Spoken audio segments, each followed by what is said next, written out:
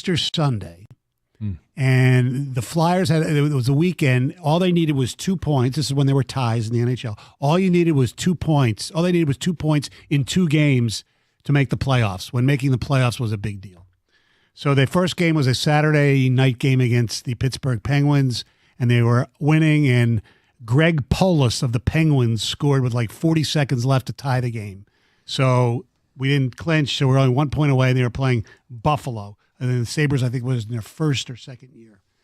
And the Flyers were winning 2-0. And it was 2-1, and it was 2-2. All right, we got a tie. We're in the playoffs. And at that time, my father made a deposit on half-season tickets, which enabled us to get playoff tickets for that year. Yeah. So lo and behold, a guy named Jerry Meehan skates over the red line, and in between the red and the blue line, takes a slap shot that the Flyer goaltender at the time, Doug Favell, was screened on, gives up the goal. Flyers lose the game 3-2 with 4 seconds left in the season and don't make the playoffs. And I went ballistic, crying, cursing. I got sent up to my room. It was just really ugly. And, go to your room. And then my mother, grow up. And my mother, for the first of many times, uttered the sentence, "Why do you care? They don't care about you. Why do you care about them? What'd the Flyers ever do for you?" Okay, Mom. Chill out, will you? All right. What was her interest? You can't say.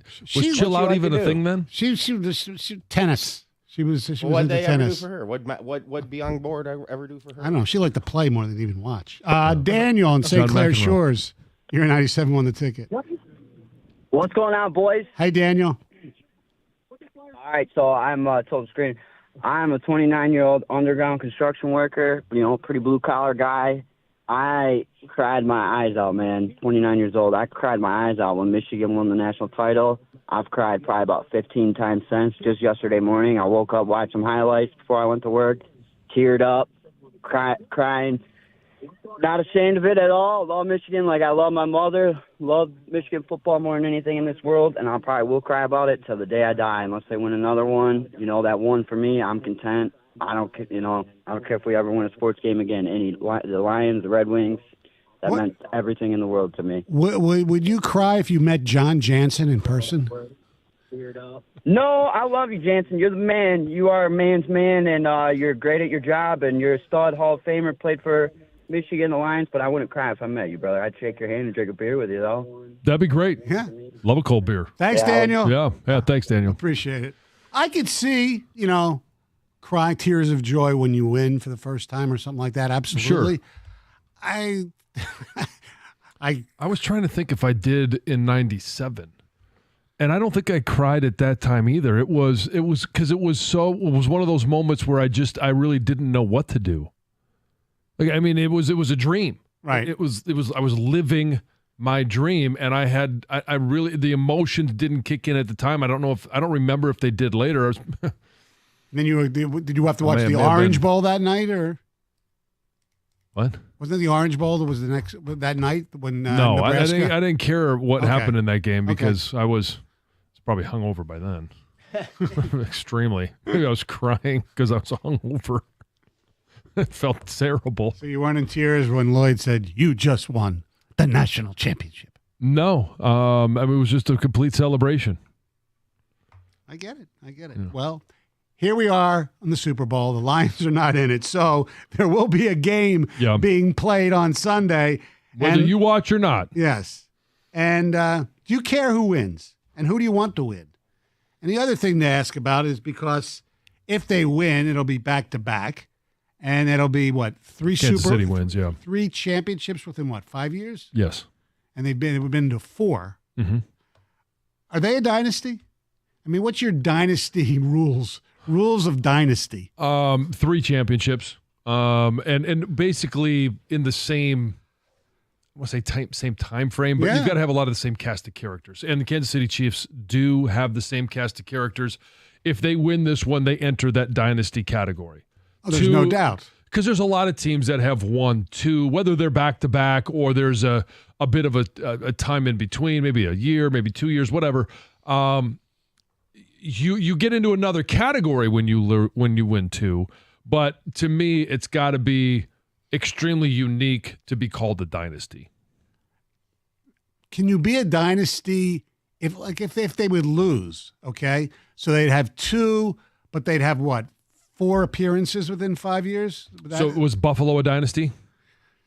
They were an AFC dynasty. They didn't win. They Right. didn't win. They never won. Kansas City at least won 2 of them. Right, 3 in 5 years to me is. No, a there's no dynasty. doubt. Yeah. They win Sunday, the argument's over. You cannot even come up to me and say that's not It's a not dynasty. a dynasty. Yeah, no, it's a dynasty, but they Right. got to win. Right. I mean, the other things on the line here for Mahomes, I think these are important things to ever even think about getting the Brady status. Repeat. Yeah. Brady did it. Mhm. Brady won 3 out of 4 years. It's 3 out of 5, so that's as comparable as you get, especially when they went one of the other years and the Patriots didn't. Correct. So We'll see how long he has to wait because the Patriots, people forget, they went like almost a decade without getting back. I think there is an exclusivity for both the coach and the quarterback in this situation to get the number 3. You're getting into a different realm. Yeah. Get the guys that have 3. Here is, okay, looking forward, I think this is going to be the difference for Mahomes and for Mahomes and Andy Reid. I don't think, Andy Reid is doing this at a later age than Bill Belichick did. Yeah. So I don't think, at some point, Mahomes is going to have to win, whether it's number 6 or it's number 7 or it's number 8 to pass Tom Brady. I think he's going to have to do it with a different coach. So how many Super Bowls has Belichick been in? He's won 6, right? And he lost. Well, as the New England coach, weren't they in 9? Yeah. I think Yeah. So yeah. So Yeah. he's 6 Yeah, and Brady, 3. they were 6 and 3. Right. Yeah. So Reed will be he had 1 in Philly, and this will be 4 in Kansas City. Yeah. 248-539-9797. Mo, what do you know? What's up, fellas? How are you? I'll tell you what we're all gonna cry about sports moment is when you finally retire, Stoney. We're gonna miss you, man. You got 2 years to that. You got 2. Hold back those tears for 2 years. 2 years, because you're like 85, right? Yeah. Yes, exactly. Mo, caller of the year already. Yes, you're correct. 85 and I don't know what I am in dog years, but yeah, yes, 2 years. No, I appreciate it, guys. Look, I grew up a Braves fan because my family's from the South. The 2012 wild card game. I don't know if you guys field fly call in that game. Oh yeah. Basically, oh my God, there's like a pop up to left field. I'll say that to the day I die. That Sam Holbrook called an infield fly. Basically saved the Cardinals' butt, and they beat us 6-3, knocked the Braves out of the playoffs. That's going to be mine forever. If our boss is listening, Jimmy Powers, who is a huge Braves fan, he probably just threw up when you mentioned Possibly. Man, every time there's an infield fly called, I like get You dizzy cringe. and nauseous. that. Yeah. Right. I can't figure out what hurts him more, that or 28-3, because he's a Falcons fan Right, too. yes. He's a Georgia Jimmy. Yeah, exactly. But he got his back-to-back natties, so he doesn't have anything to cry Yeah. about anymore. Should be over it. He should be. 248-539-9797.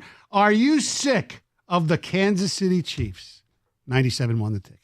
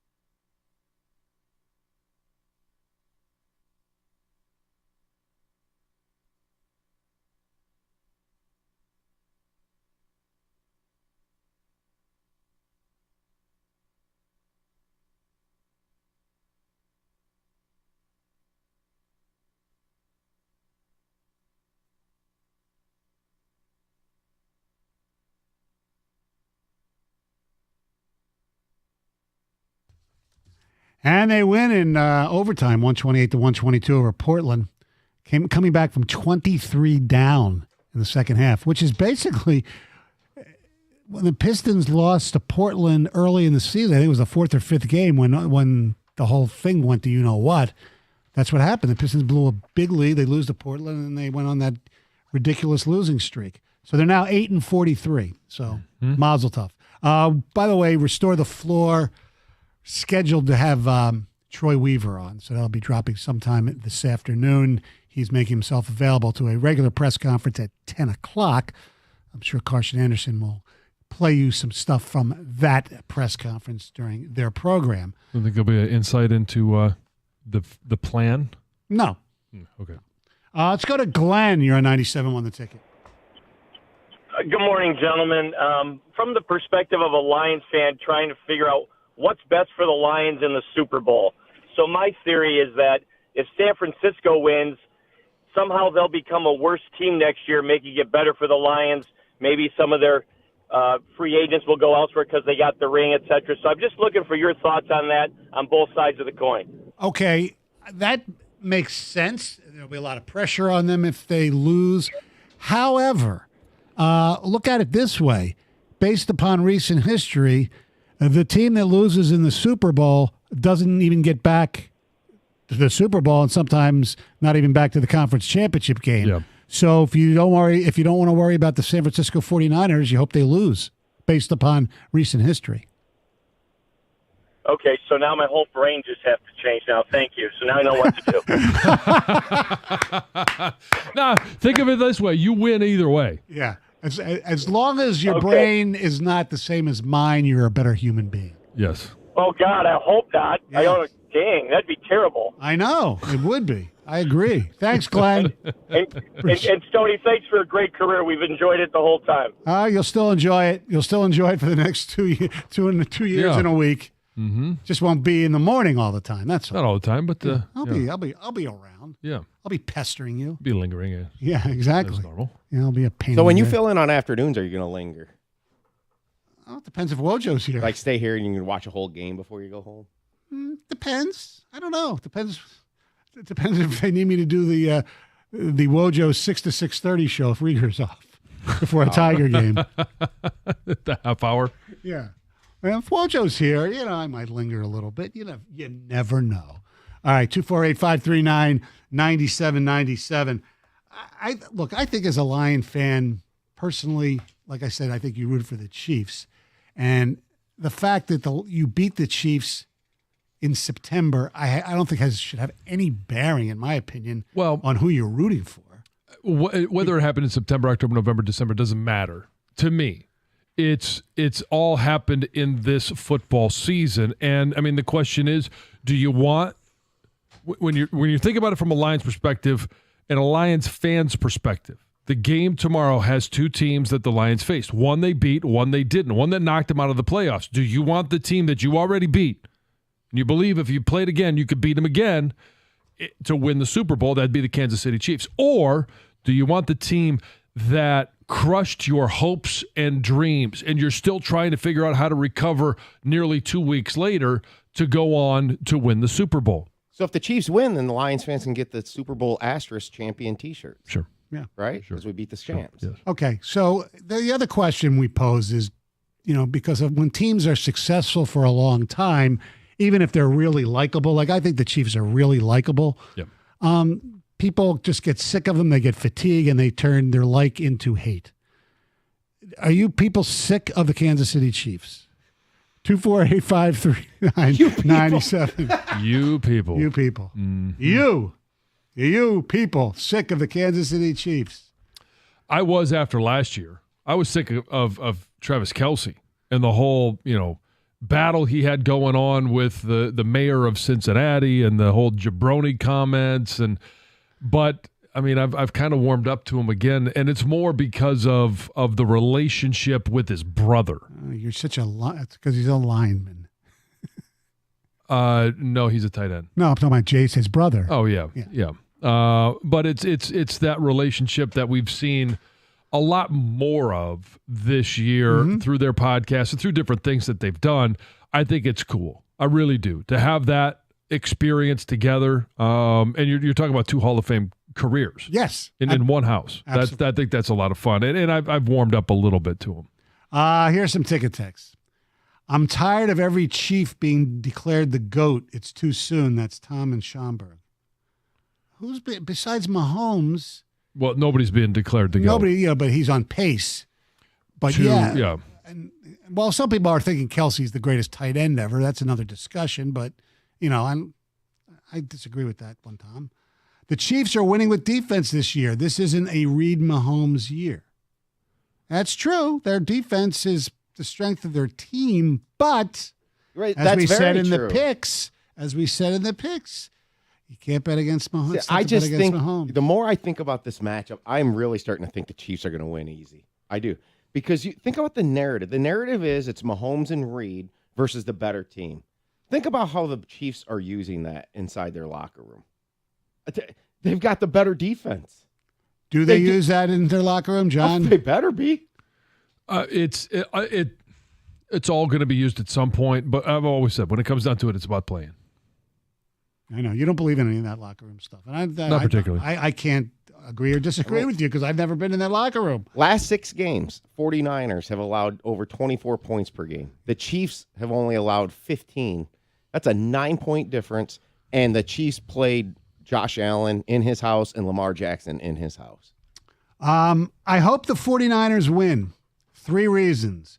We lost to the best, so that makes us a notch higher. Confidence we could have won it all, not just the NFC. Most importantly, it gets it out of the Niners system, which should give us a better shot next year. That's Doug and Troy. But it doesn't answer the other thing that gets them out of their system, because when you lose a Super Bowl, you don't go back the following year. Correct. Statistically, it's not impossible, obviously. I don't get why people hate Patrick Mahomes, besides Bills and Bengals fans. That dude holds it together every year with constant drama from his brother, his wife, and now his pops. He's just a good guy. It's literally they hate us because they ain't us. I totally agree. At least the way he's been able to internalize the crap that's around him with his brother. Yes. And now his dad going through obviously another DUI. Yeah, I had 3 of them. Then there's incidents like other stuff that I saw in the police report. And then now we find out his wife's going to be the Sports Illustrated swimsuit. The swimsuit issue. Yeah. Yes. Kind of surprising. Yes, man. Yeah, that would be one way to put it. Yes. Mm-hmm. Surprising. Mm-hmm. Maybe disappointing.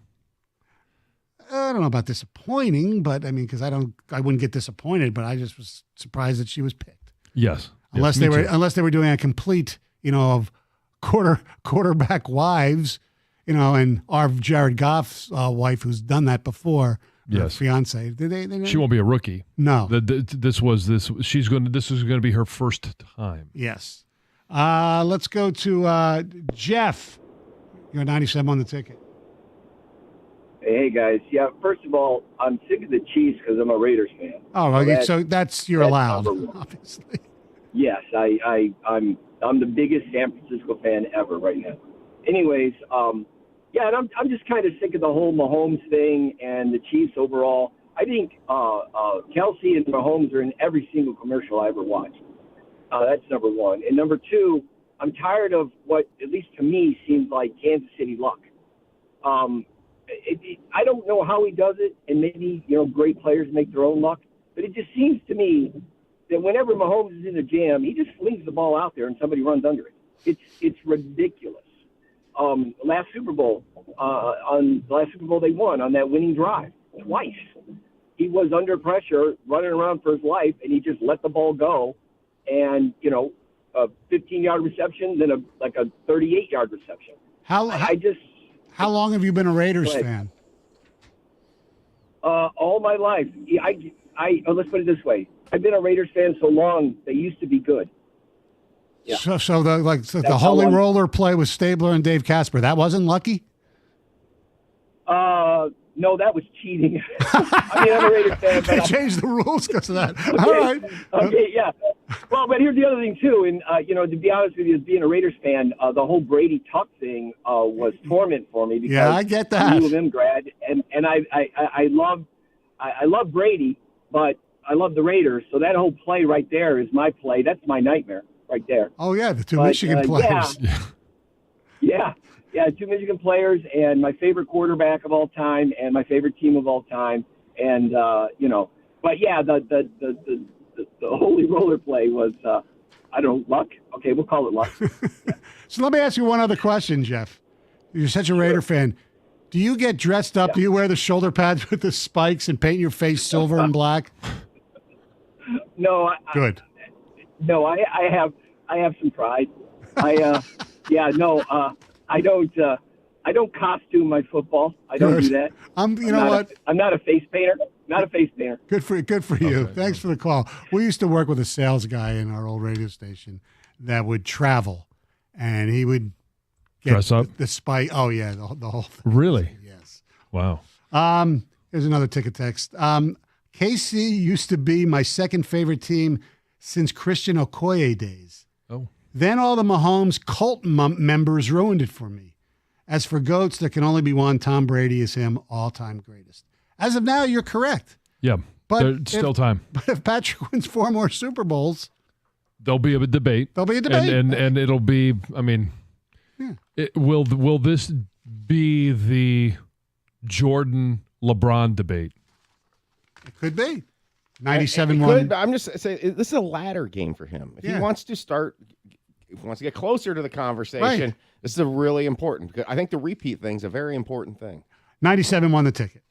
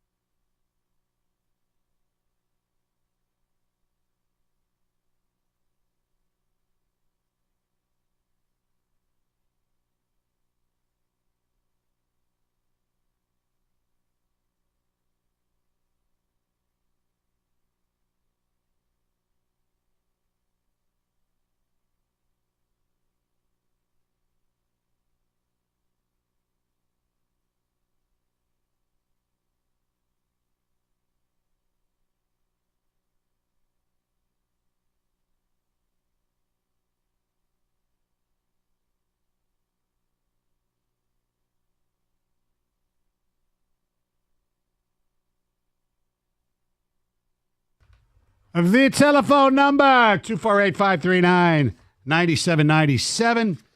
Are you sick of the Chiefs? I'm not. I enjoy watching them play. They're fun to watch. Here's some more ticket text on this same subject. I'm sick of seeing him on TV commercials, talking about Kelsey, I guess. So, yes, but Taylor Swift pretty much put it over the edge for me. Don't care, don't care, don't care. Yes, I'm sick of Kansas City. How about giving us a reason why? KC is absolutely a dynasty if they win. In 20 years, we'll talk about the Reed, Mahomes, Kelsey, Swift Chiefs. 6 AFC championship games, 3 Super Bowls. That's a dynasty. I think the Kansas City Chiefs are like the Warriors from 2015 and 2018. People are just sick of seeing the same teams get back to the championship a lot. There's a lot of parallels, and actually I think Mahomes actually talked about it, between him and Steph Curry. Just, the way they've, I wouldn't say revolutionized the game, but they're so different than anybody else who's ever played it.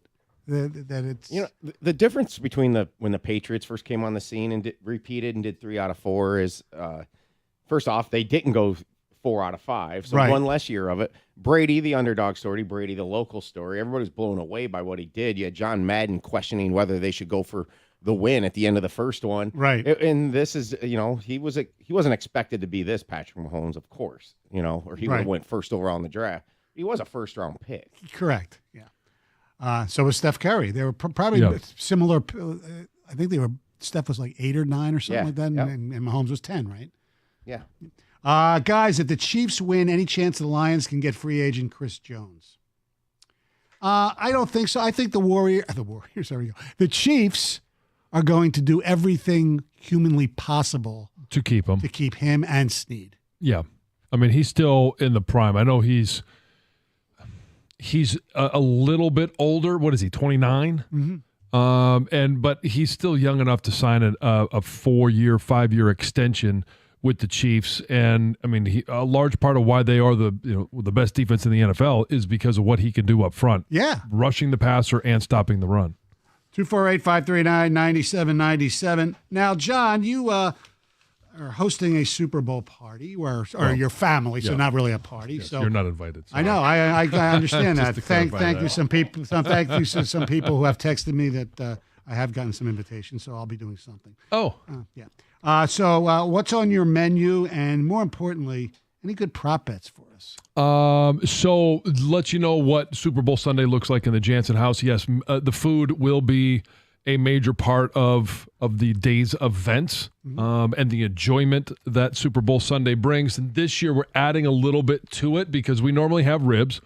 And I did the bacon bombs for the NFC Championship game, so I'm not sure if I'm going to do them again or not. I don't know that this Super Bowl deserves it. I'm going to watch, but I don't know if I'm going to watch them with bacon bombs. So we've got ribs. We're going to have adding some pizza this year and fried chicken. So we're changing the menu up a little bit, and we're adding a few things, which I'm all for. Love fried chicken, love ribs, love pizza. Where do you now? It's not fried, but where do you stand on chicken on pizza? By the way, I'm just curious. Chicken on pizza, like barbecue pizza. Well, I don't like. So I'll give you a long answer. Okay. I like my ribs not to be sauced.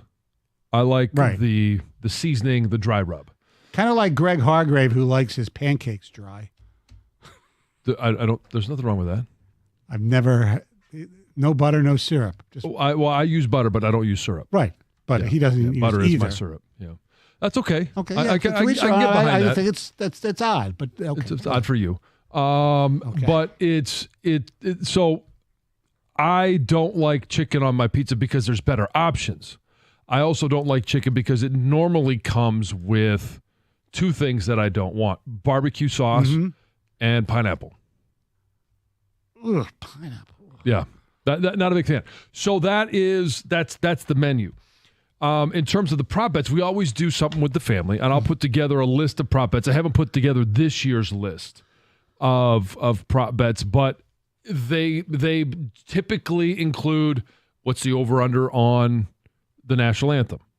What is, heads or tails, or more than likely, because they usually use some like stupid, well, I don't want to say stupid, but a commemorative coin. Right. And so we go with who wins the coin toss. Okay. And then, is the decision to defer or take the ball. Like all of these different things can become part of the prop bets. And I try and zero in on somewhere between 20 and 25 different prop bets. And we'll, again, those are kind of the main ones. Who's going to be the MVP? Over under on Taylor Swift sightings will be one of them this year. Those are always interesting because you have to figure out, when does that start? Does it start when the game's kicked off, or is kick off to 0-0-0? Right, yeah, kick off the final whistle. whistle. Say a very fair over under would be 3.5. Thinking once per quarter. Well, but maybe not once, probably at the beginning of the game. And then if Kelsey has a big catch or a touchdown, both of those will require video evidence. And he should. He should have at least one at least a big play. catch. Yeah. And if they win, her on the field does not count because the game's over. Correct? Game is over. Yes. That is correct. Yes. What about halftime with her? What if she's dancing to Usher? Again, it's a sighting. I don't care why. It's just and You won't see it. No, but you're not gonna watch the kids will be watching because they'll be here's one or two, whatever. We're going to see them. And it was funny because last night Jack was these individuals that are so mad that they show Taylor Swift. Like, I don't get why you would be mad about it. I don't care. They're going to show fan pics anyway. Exactly. I mean, I'd rather see well, obviously this isn't going to happen at the Super Bowl because it's climate controlled. When they were in Buffalo, I'd rather see shots of Taylor Swift than see some drunk guy with his shirt off. Personally, I think it's a much better visual for me. Again, either way, I don't care. But Jack was, I don't want to see Taylor Swift. He's 13 years old, and he's like, there's nothing I want about that. She doesn't belong in football. Like, well, she's not playing. Maybe she doesn't belong in football. I know. Again, he was following, some things that he's either heard or he's talking about with his little buddies, whatever. There's going to be one that I think is interesting, which I will be charting because the kids won't be able to do it. TFLs, who has more, Nick Bosa or Chris Jones? I'd probably bet on Chris Jones. Okay. You might. I think Bosa might have more sacks, but Chris Jones, I think, the sacks in this category will count as TFLs. It'll count, but I think Jones, is better at like running plays, quarterbacks getting, Will a kicker hit an upright? They have the doink cam this year. I know. That's I think is going to be terrific. My question is this with that prop. Is it touch the upright in any fashion and in or out anyway? It doesn't matter. Yes, it just has to hit the upright. Right. Then it's a doink. And a graze. Graze counts as a doink. Right, and it can be good too. It doesn't have to be. If it hits the crossbar. If it grazes, it hurts just as much. It doesn't. Sometimes more. Sometimes more. You're 100% correct. So I think a fair place to put that would be a half. Are you going to go over half a doink? Are you going to take the under or the over? I don't think you can put it at 1.5. No, we're just. You don't want. It's pushes. just will there be? Yeah, last will year there just be a doink? Will there be a doink? Field goal was plus 400 last year. Right. I'm going to say no. I would bet no. Yeah. Let's say good morning to Mark in Commerce. How are you, sir? Good.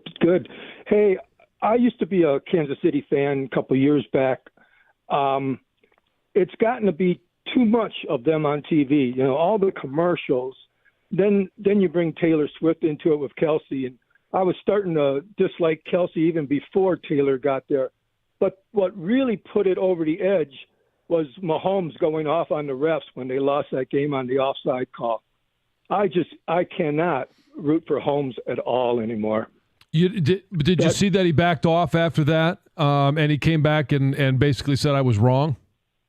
Oh, I saw. But he was spitting fury there. I lost all respect for him there. Yeah, I know. I hate those guys that play with passion. I know, and they make a mistake, and then they come back and correct it. Yeah. I hate those guys. I'd rather had Matthew Stafford do that in Dallas than, oh well. Yeah. Yeah. We're just part of something Better luck that never next time, happened guys. before. So my thing I'm most fascinated with, and like it's just if Jim Nantz, if the Chiefs win, will Jim Nantz reference Taylor Swift in his final call? That is a yes or a no. I think you should put that one in there. I hope not. It won't. Kansas City, karma's a Super Bowl. That's right, Jim. Or if San Francisco wins, he trolls her. It's a new era. I think that would be off limits. It's a new era. That would be actually that wouldn't be off limits because I like trolls sometimes. Yeah, it would leave a little bad blood. There's no bad blood in this Super Bowl this time, Kansas City. All it would do is lead to a cruel summer. Keep it going. Come on. Huh? Keep it going. What? Well, you mean, well, I mean, more. what I'm going to be talking about at the end of next week is how much you belong with me. Oh. And Kadarius Toney's the anti-hero again. Oh, that's so nice, John. When I took this one, I knew you were trouble. 97 won the ticket.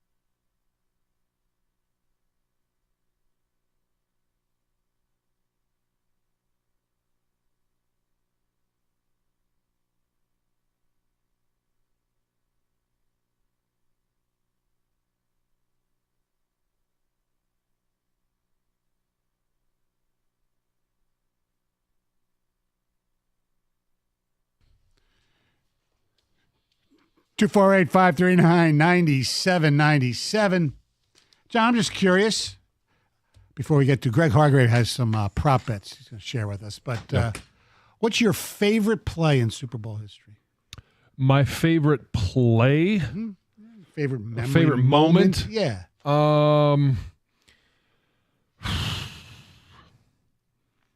I got two from the same game. Once I say one, you'll know what the other one is. But it's probably James Harrison's interception return. Oh, yeah. That's a great play. Yeah. Or Santonio Holmes. Yeah. Corner of the end zone. Great Ohio pass. State. Yeah, I know. I mean, that to me, I can't figure out how he made that catch. He did. But the rumbling, stumbling, bumbling down the sidelines for James Harrison, I thought was awesome.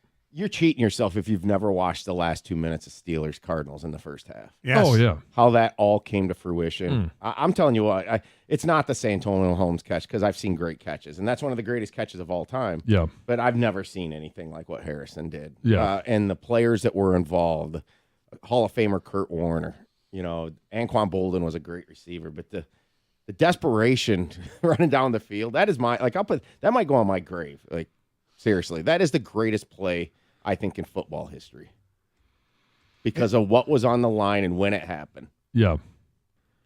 Yeah, it's right there. It's right It's there. 100 There's yards. no doubt about it. They were going to go up at the half, and he scored with the clock expired. Yeah. 102 yards. They were down, 10-7?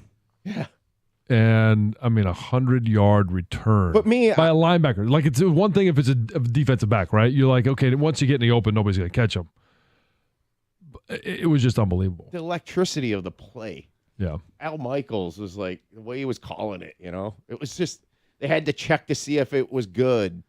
It was so game altering. It's funny because the way you call a play definitely leads to it because, like the Tyree play, it was not a great call. And it kind of lost some of its luster, if I remember correctly. You mean the Tyree on the top of the helmet? Yeah. Yeah. My favorite play, because I was there, was the Philly special. Because I thought they were going to kick a field goal. Because it's Philly. Well, the trick play. Yes. And then John saw how it goes when it doesn't work. Right, yes. Coastal Loveland. Exactly. But it's funny because you mentioned all the greats who were involved in the Harrison play. The Philly play, the opposite of greats, Corey Clement, Trey Burton, and Nick Foles. Yeah, it's execution. Yeah. And one of my most underrated ones, even though I didn't like them, but it was just because I covered them, was the Riggins touchdown against the Dolphins. That was just sealed the game. Don McNeil was the Dolphin running defensive back. Yeah. So, yes, indeed. All right, we have prop bets. Greg Hargrave has come up with a few of his favorites. What are they, Gregory? Yeah, there's 5 that I enjoy. So 2 are yes, no with some inflated odds. 3 have lines to them. We'll start with those first. Mm-hmm. First one, shortest touchdown, over, under 1.5 yards. Well, neither team does the tush push. No, I think I would probably go over on that one. Which way are you leaning? Under all day, man. Last 5 Super Bowls and 9 of the last 11 Super Bowls have had a 1-yard touchdown. That's and what are the odds for that? You want to talk about a deep dive? It's minus 140-ish something for the under. Okay. It's minus so 140. were those stats posted along with this prop bet, or did you research that? I researched that. Wow. Next one. Always seems to be one. You got a pass interference down to the 1-yard line. A lot of ways to get there.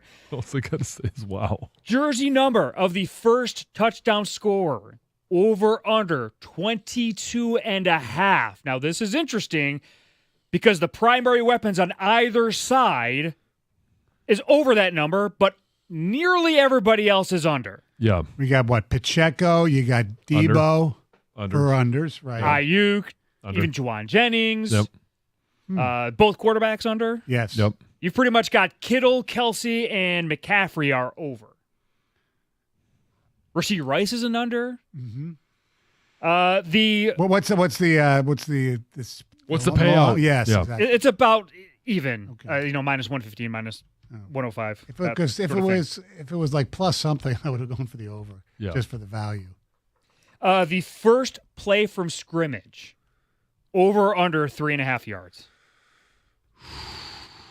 I'm going to go. It's going to be obviously it depends who gets the ball. I'm going to go over. I would go under. Because even if it's a running play, I think McCaffrey will get 4 or 5 yards. I took the under, and the under I believe is at plus 100. So even money on the under here. I'd take the under. All right, now two that have some inflated odds. These are yes, no. For there to be a safety in the game, plus 950. Would you take a shot at this?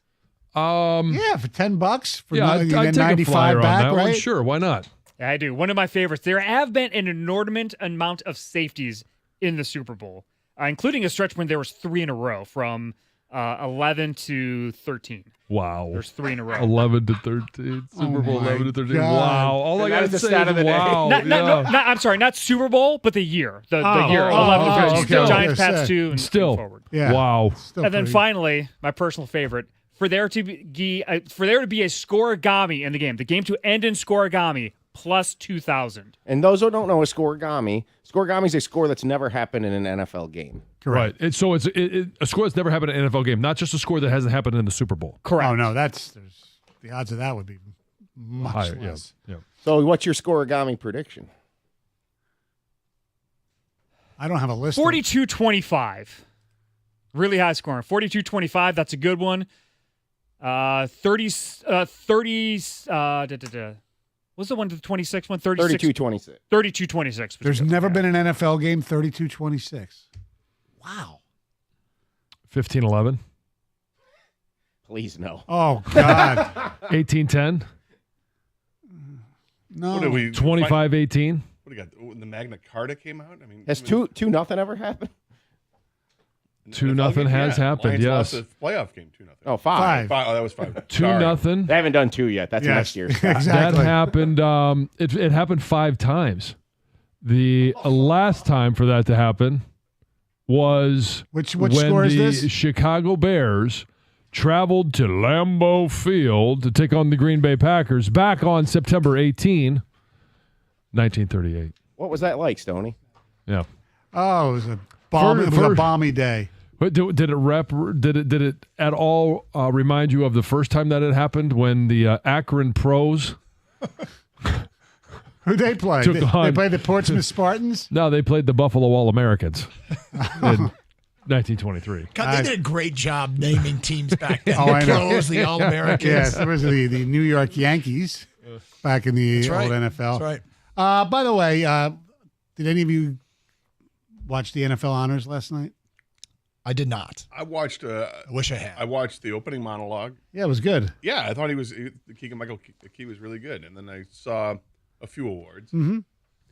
Lamar Jackson won the MVP, as you know, which takes us to the stat of the day. Lamar Jackson won the Heisman Trophy with Louisville at age 19. He is now a 2-time MVP with the Ravens at age 27.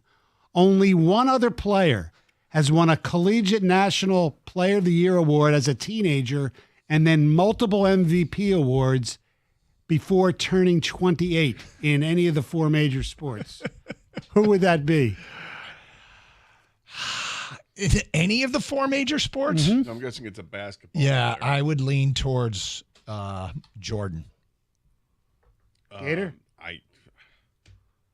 Magic Johnson. Kareem Abdul-Jabbar. Yeah. One with UCLA at age 19. Is that the stat of the day? That's the stat of the day. You're welcome, Doug. Yes. Your week is Yes. finishing on a high note. You're way off. It I was forgot. Leal Cinder. I forgot I was going to. I want to open the show with a Jansen story. Oh, that I don't think has been told on the air yet. Oh. Wow. Yep. Do I need Stay- do you want to stick to around? stick out? I think Yeah. I will. All right, I'll good. linger. Yeah, good. Stony style. Exactly. All right, 97.1 The Ticket. Have a great weekend, everyone.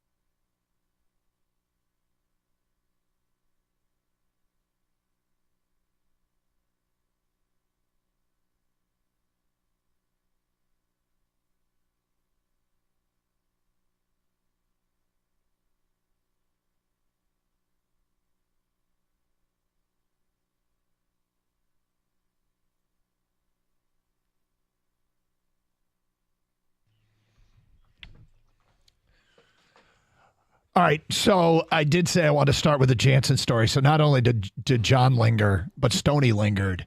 Because, I mean, we got why not, right? huge game coming up this weekend, Pistons Clippers. And, but we're also. Kawhi going to play? Hope not. No, but we're also a month from the national championship game.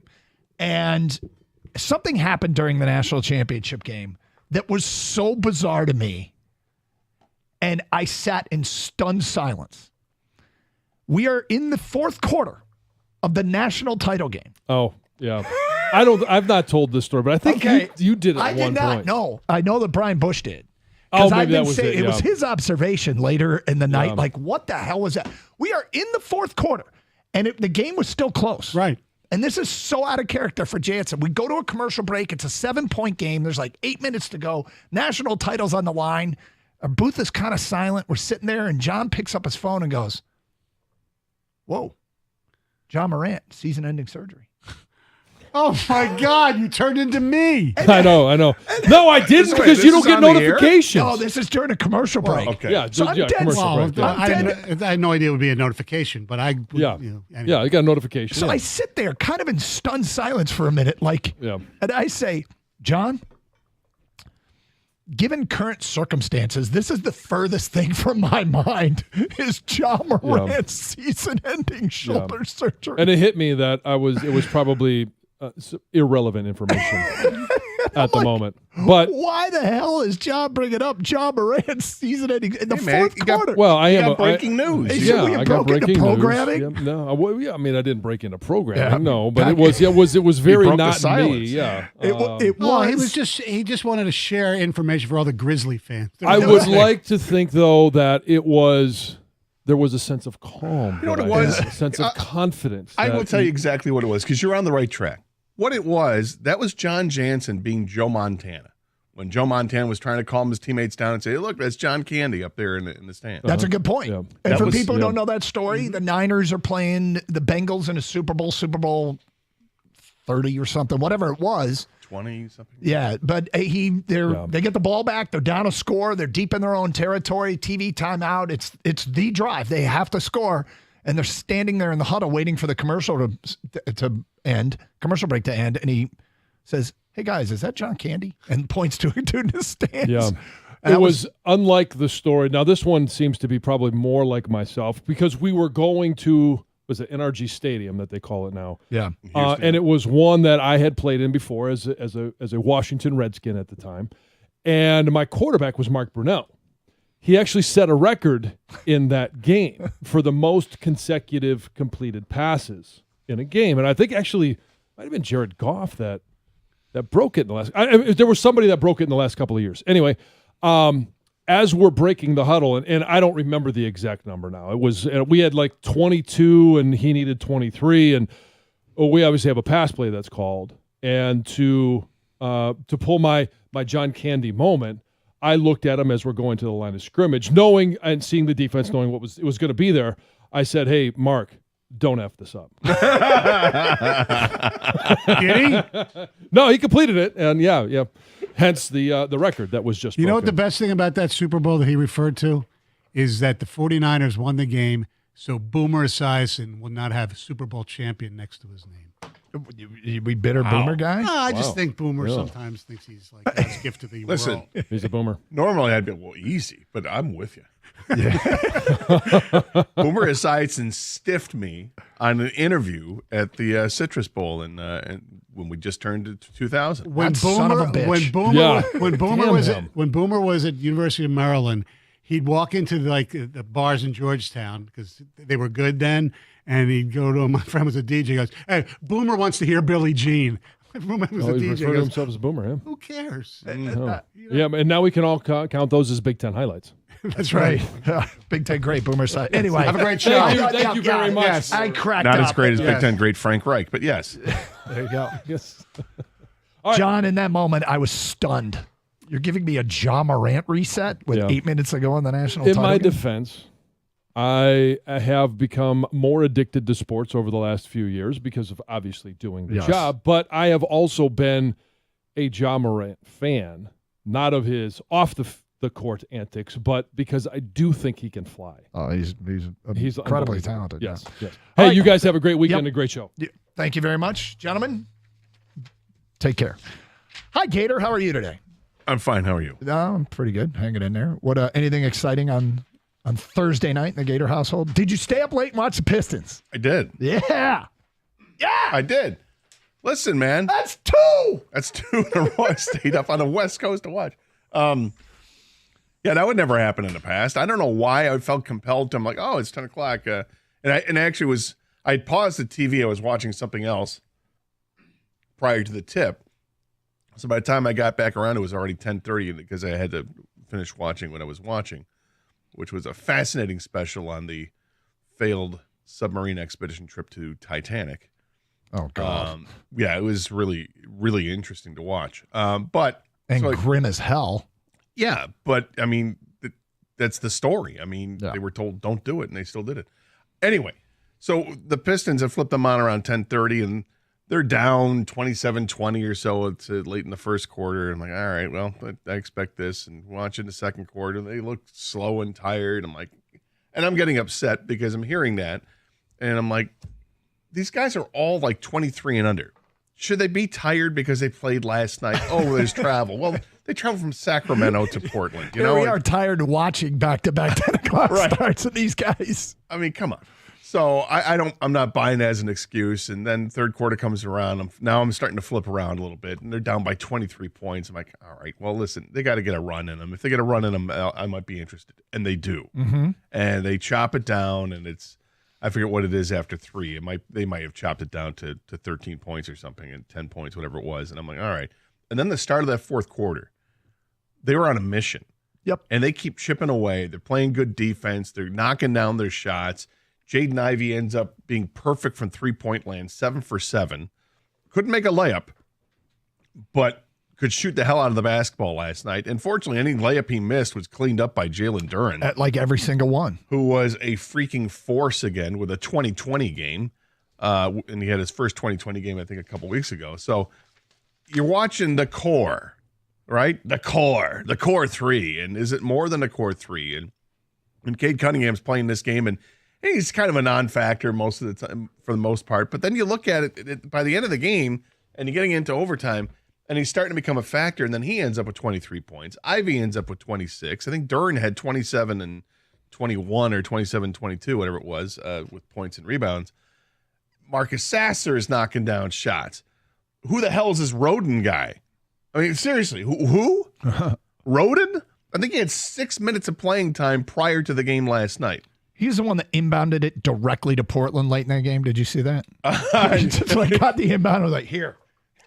I saw Jaden Ivey have a bad inbound pass to Duren, and there was a foul on it. But it was just all these guys getting it done. And this is after they had to say goodbye to a couple of teammates. I'm sure they didn't, team gets affected by it. It's a business, but these are young players, and I'm sure that they're kind of bummed by that. But when players go away, it means you get an opportunity. And can you seize the opportunity?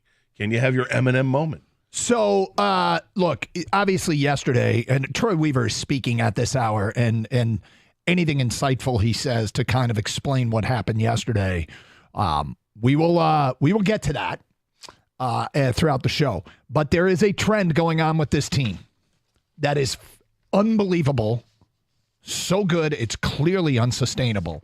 But I do wonder if it's going to help turn this team around. And we'll get to that today at 10:18. Super Bowl talk at 10:30. But another announcement. We got Usher tickets to give away. We got 2 more, right, King? Today's the last day. All right. Listen for your chance to win a pair of tickets to see Usher, past, present, future at LCA, September 12th.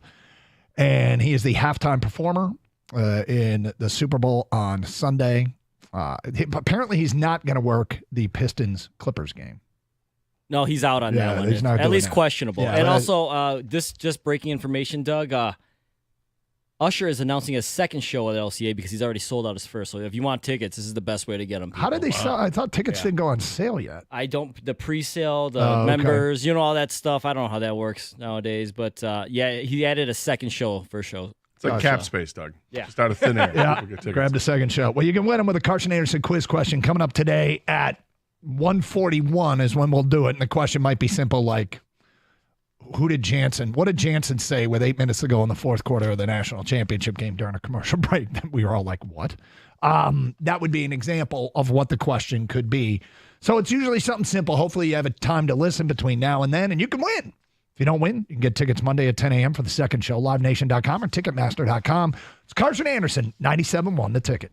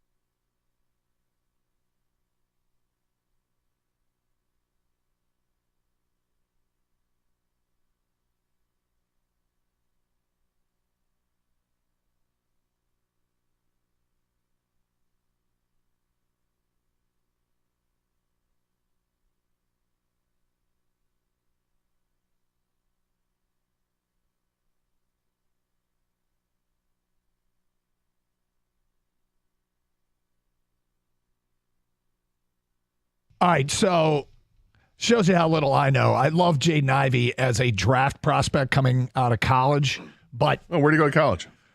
I'll look it up. But I didn't. You know, the funny thing is, I didn't love his stroke, like his perimeter shot. And last night he goes 7 for 7 for 3. Well, but it's. I don't know what his percentage was going into the game, but I don't think it was that high. It's not that bad because I went back and looked it up. But here's the most amazing thing, and this is something that look, yesterday was a very disappointing day, but they've been doing something of late. They're 4-4 in their last 8 games. Talking about the Pistons, and in those 8 games, you know what they're shooting from 3? They're lights out because the last couple games have been over 50%. So I would guess it's like 45%. Yeah, it's 43%.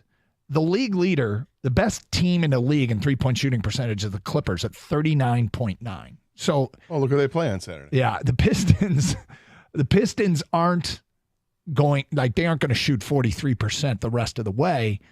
But I mean, that has sparked it as much as anything. And it goes back longer than that. I just did the sample size during this 8 games that they've gone 4-4. I mean, you think about that, they're shooting at an unsustainable pace and they still lost 4 games, but it is something to pay attention to. And I mean, at this point, I got a shot to win the bet.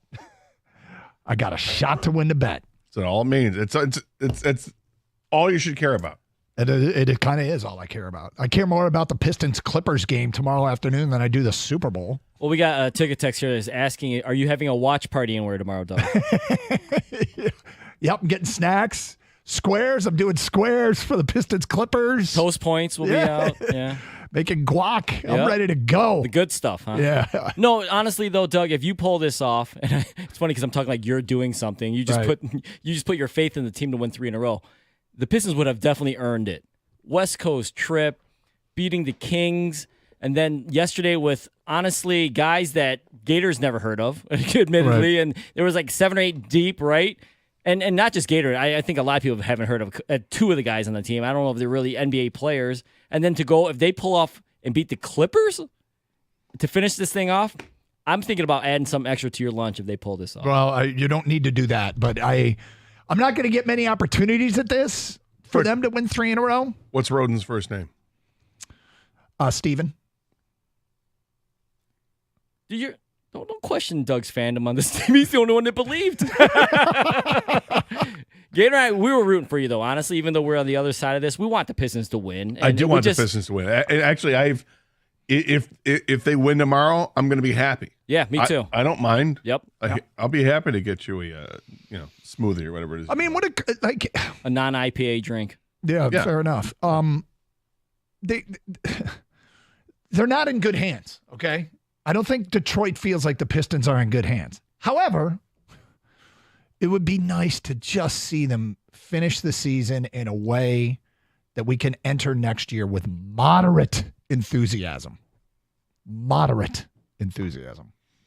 Am I asking for too much? No, I don't think you're asking for too much, because I think the thing is, before this season began, all right, yeah, I mean, go back to last year. You start the year off last year, and 12 games into it, Cade Cunningham's done. He's done for the year. Yeah. Maybe he's going to come back, and no, I made the decision at some point that no, he's absolutely out for the year. So we never got to see those guys grow together in the rookie season with Duren and Ivey. Yeah. So those guys, baptism by fire, see what you can do. You guys got to lead this team, and they had their moments, but it wasn't a good team. They showed growing pains, but they also showed a lot of promise. So this year starts, and now we're maybe going to get a chance to see. Well, we got a new coach, and the new coach wants to do a feeling out process and see what he's got. So, Cade Cunningham's playing 35 minutes a game.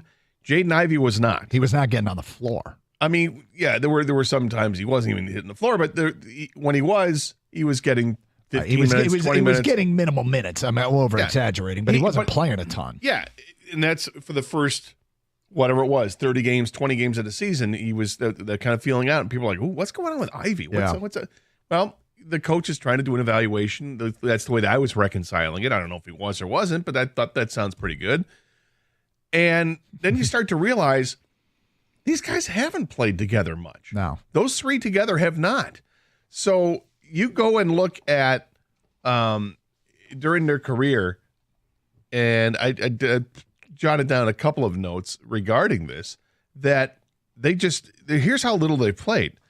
Ivey has just 18 games this season, where he's played 30 minutes or more. Only 18. Yep. Cade has played 30 minutes or more in 36 of the 41 games that he's played this year. They just haven't played that many games together, let alone the ones where they get 30 minutes or more. So when I'm driving home yesterday and listening to Mike and Rico, and they're doing the show, and they make a point that with the trade deadline, nobody knows what the heck was going on. Is it just cap space, and then what are you doing it for in the summer? Right. But they suggested that they need to trade either Cade or Ivey because they can't play together.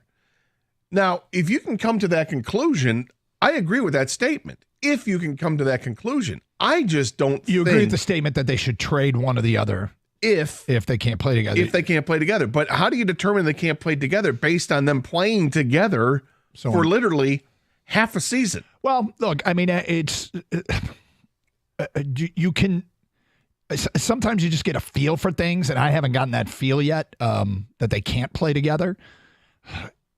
It's really tough to know with that young core when it's time to say it's not going to work. I mean, they had a 20-year-old get 21 rebounds last night. Yeah.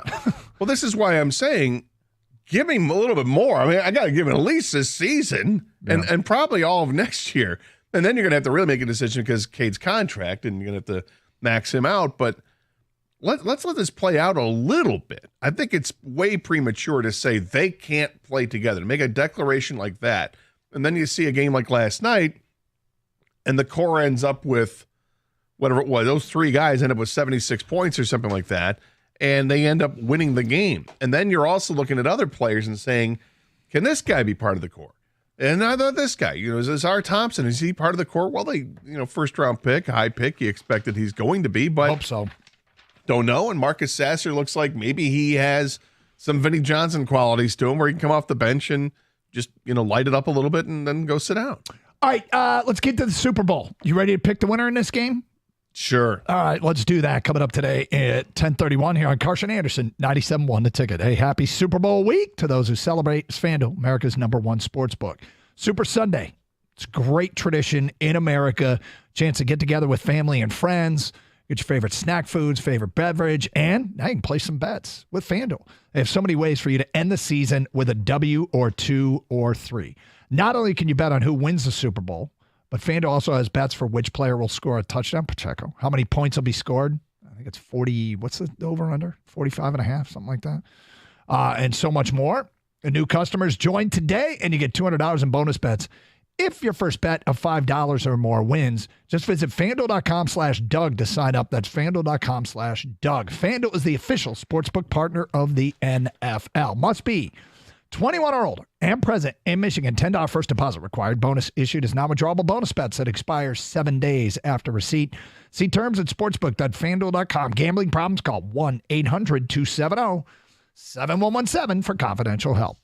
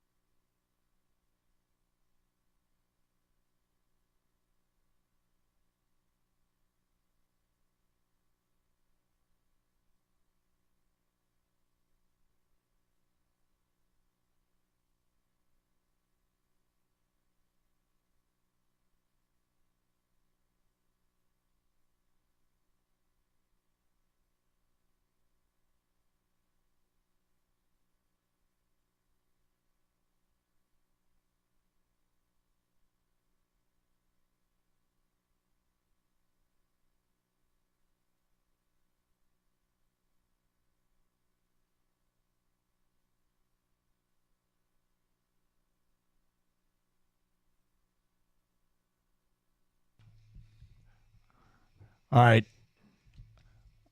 Kang, I want you involved here as well. I'm going to go 3-2-1, and we'll give the nickname of the team that is going to win the Super Bowl. All right?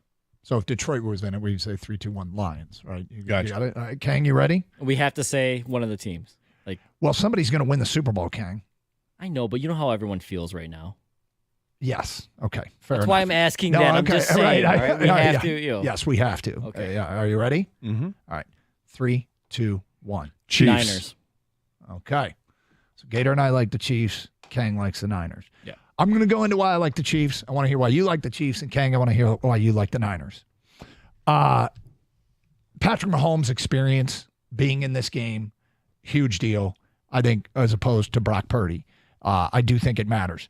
Mahomes almost never gets sacked. He's fantastic at avoiding the rush, and a big part of San Francisco is the ability to get to the quarterback. And look, I just think Mahomes' savvy, Mahomes' ability to make plays, Mahomes' experience, I think it all matters. Kansas City's defense, very impressive this year. They've really turned into more than just a Mahomes team. Obviously, they're getting it done on that side of the football. And San Francisco's offense, I have much respect for their run game. I mean, Christian McCaffrey is an absolute beast, but Kansas City has got a stout rush defense. They didn't get killed by Lamar, and so I don't think they're going to get killed. McCaffrey might, make life difficult. I expect he will, but I don't think he can single-handedly beat them. I love Kansas City's pass defense against San Francisco's passing game. Opposing number one wide receivers against Kansas City's pass defense this year, the number one wide receivers have averaged 49.4 yards a game against them. They've done a great job, and most of it's L'Jarius Sneed, who gave up his first touchdown in man coverage in the playoff game against the Bills, which tells you how good he has been this year. So when you combine Mahomes with that defense, which I have faith in, I like the Chiefs to win the Super Bowl. Yeah, there's a lot of reason to. I like the Chiefs to win the Super Bowl. We're not going to go into all the mathematics involved with it. I'll just say this: their defense is vastly underrated. They have shut down Tua and the Miami offense. They give up just 7 points to them in the playoffs. They took care of Josh Allen and Buffalo in Buffalo, and then they just took care of the league MVP, Lamar Jackson, and held Baltimore to 10 points in the AFC Championship game. The defense comes to play. They know what time it is. This is a team that has a ton of experience. They want to get back, and they want to win it. And now you've got the factor in Patrick Mahomes. This just in, he's good. He's better than good. He's great. He's one of the best ever. You just and much going respect. Trying to solidify his legacy as one of the GOATs. And he just doesn't let his team down, not when it comes to the playoffs. He takes care of the football. He makes plays with his feet. He makes phenomenal plays with his feet and then throws it at the last second and allows one of his players to make a phenomenal play. I guess what I'm saying is I can't bet against Patrick Mahomes. Can't do it. I think the second you start to write him off or think that they don't have it, he does something special. And it's the intangible thing. I can't say Patrick Mahomes doesn't win this game. That's why I go with the Chiefs. Kang, why you like the Niners in this game? Basically because this is the last twist of the knife in the Lions fans' hearts. Yeah. Because they'll say that, we should have beat the Niners. That means we should have won the Super Bowl because we're better than them. Why do they get to win it? But seriously, I think, obviously these are two really great teams going at it. I think this is the most complete team the Chiefs will face all year. I think the team they faced before that was this complete was the Ravens. The only difference is the Ravens defense, tremendous, just like the Niners defense. But on offense, the Ravens really, really depend on Lamar Jackson to run that offense. And so they were able to shut down Lamar, which shut down that offense.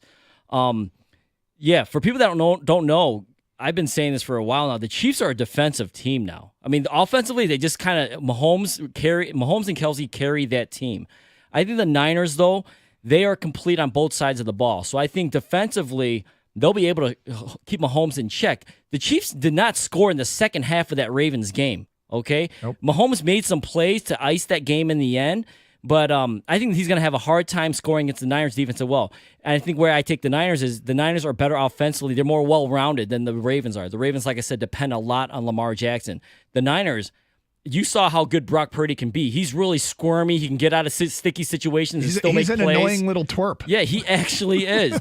But then he's got Debo. He's got Ayuk. He's got Kittle. He's got the Offensive Player of the Year and Christian McCaffrey. So I think in the end, great game, close game. I think the Niners pull it out, though. So, look, a lot of people will subscribe to the theory that, hey, if you lose, you want to lose to the eventual champion.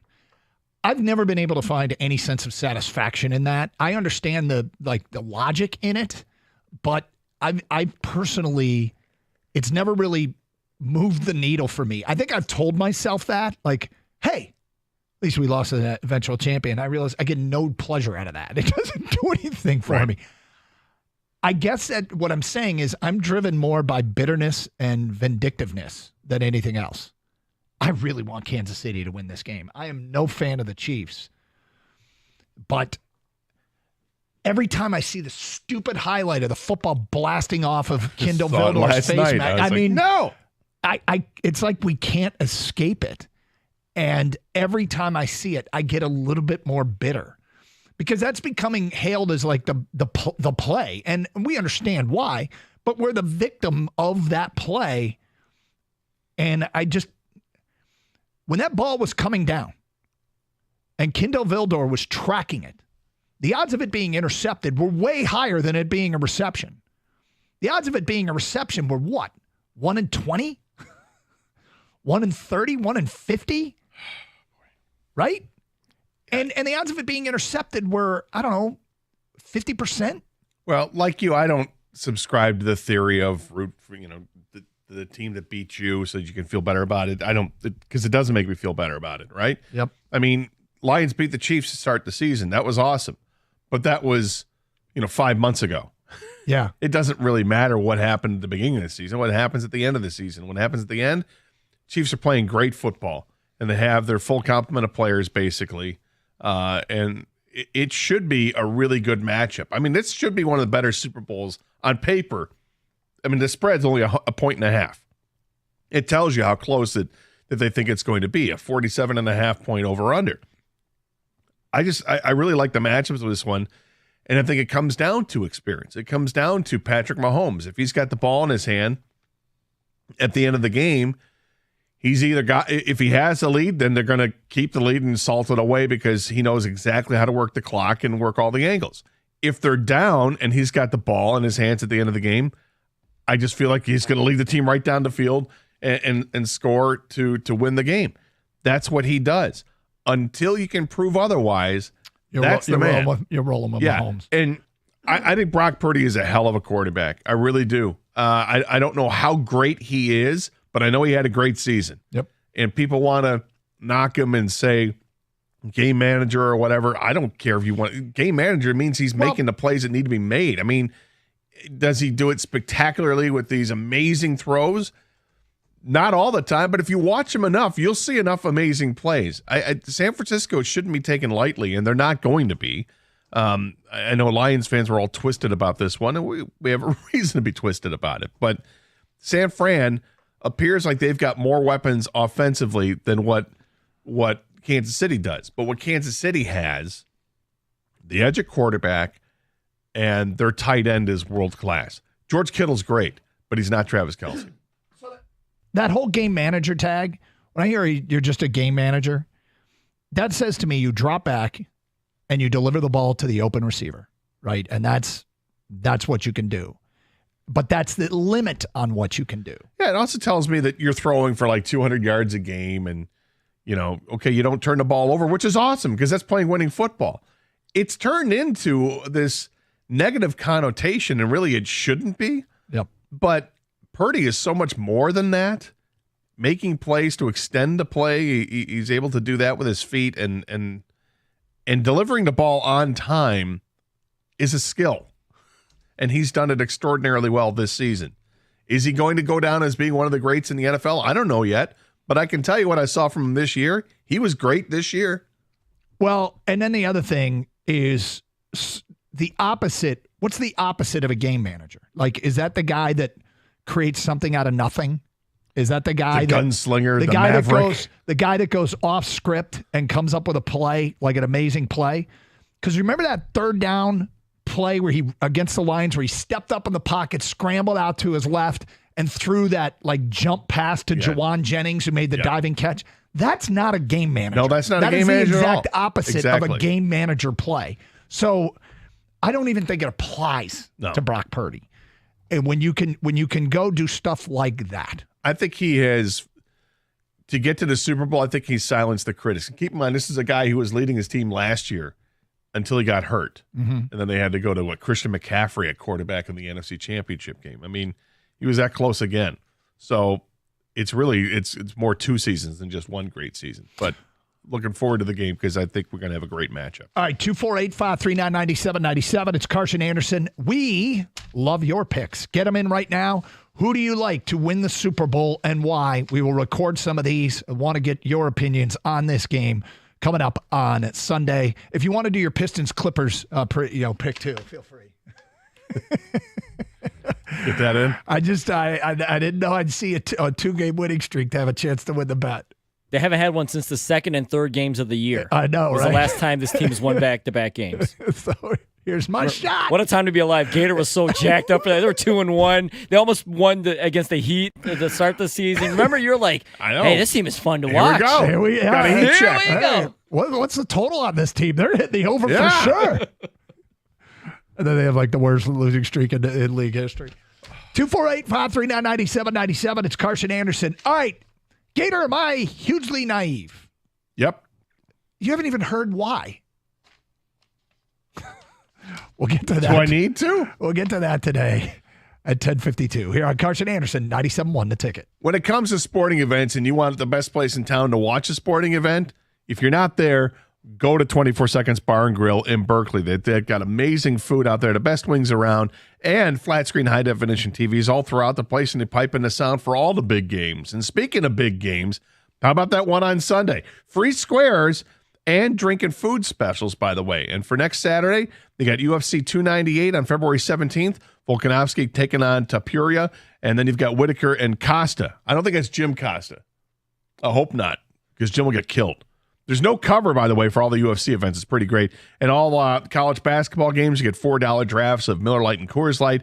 For the hockey and basketball games we have here professionally, $4 bottles of Blue and Blue Light. The specials are all day, every day, and 24 Seconds is now open for lunch on Thursdays and Fridays. And on Thursday nights, they got trivia. It's back. It's a good time. Go to 24 Seconds Bar on Twitter, Facebook, and Instagram for all the great contests they have. And if you have any event or party or anything you want catered, let 24 Seconds do all the work. You concentrate on the guests and having fun. 24 Seconds is a great seat for everyone. The service is great. The food's even better. And you can check out all the specials and happenings at 24secondsbar.com and grab a taste of the action for yourself. It's 24 Seconds Bar and Grill on 12 Mile in Berkeley.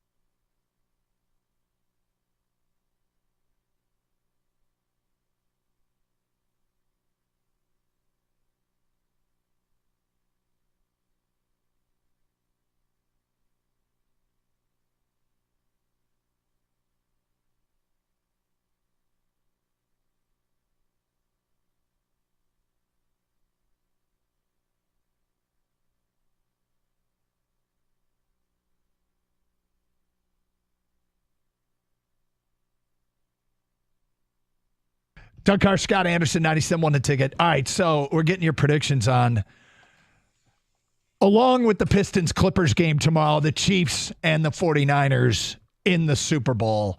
248-539-9797. Give us a winner to score and a reason why. Tony in Oxford says Chiefs 31, 49ers 27.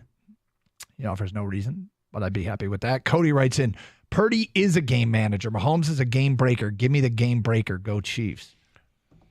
See, I don't think a game manager makes some of the plays that Purdy makes. Isn't the opposite of a game manager a guy that can go off script and make plays? Did he make plays with his feet against the Lions? Did he make plays with his feet against the Packers? Did he make that running crossbody jump pass to Jawan Jennings? I mean, now is Mahomes more of a game breaker? Does Mahomes do more of that stuff? Of course. I'd rather have Patrick Mahomes. Yeah, okay? There's no doubt, right? But we're talking about one of the top 5 greatest quarterbacks of all time. Brock Purdy is in the second year of his career. He averaged 9.6 yards per attempt this past year. That's huge. Mm-hmm. That's not game manager stuff. All right, now he's got weapons to work with, but don't blame him because he gets the ball to the guys who then take it and make extra yards on it. He's really, really good. Now, if you want to discount him, that's up to you. I don't. Yeah, sure. I don't need to argue about this. It's just. I don't look. I think it was Cody that sent the text in. He doesn't fall under my definition of game manager, and if he falls under your definition of game manager, that's fine. I mean, he's played 25 games in the National Football League and has a career rating of 111. I mean, yep, he's damn good. He's good. He's really good. But I guess this guy isn't saying he's good. He just thinks he's a game manager. KC didn't allow Lamar to hurt them with his legs. I'm sure KC won't allow Purdy to scramble. Well, I think one of the big differences you're expecting Lamar. What is probably the number one thing you're guarding against if you're playing Baltimore? It's Lamar Jackson. Yeah, and it's probably not Purdy. I think Purdy's ability to run is something that you're aware of. The scary thing about Purdy taking off or scrambling, I'll say scrambling, not taking off and running. But the scary thing about him scrambling is it allows guys like McCaffrey, Deebo Samuel, Brandon Ayuk, and George Kittle that much more time to get open.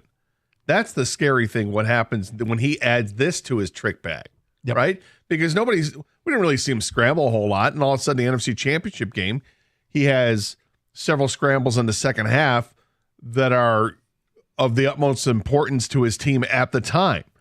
If he starts to incorporate that kind of thing into the regular season and you start to see more of it, then this guy really takes his game up to a different level because people didn't think he had it in him. Well, guess what?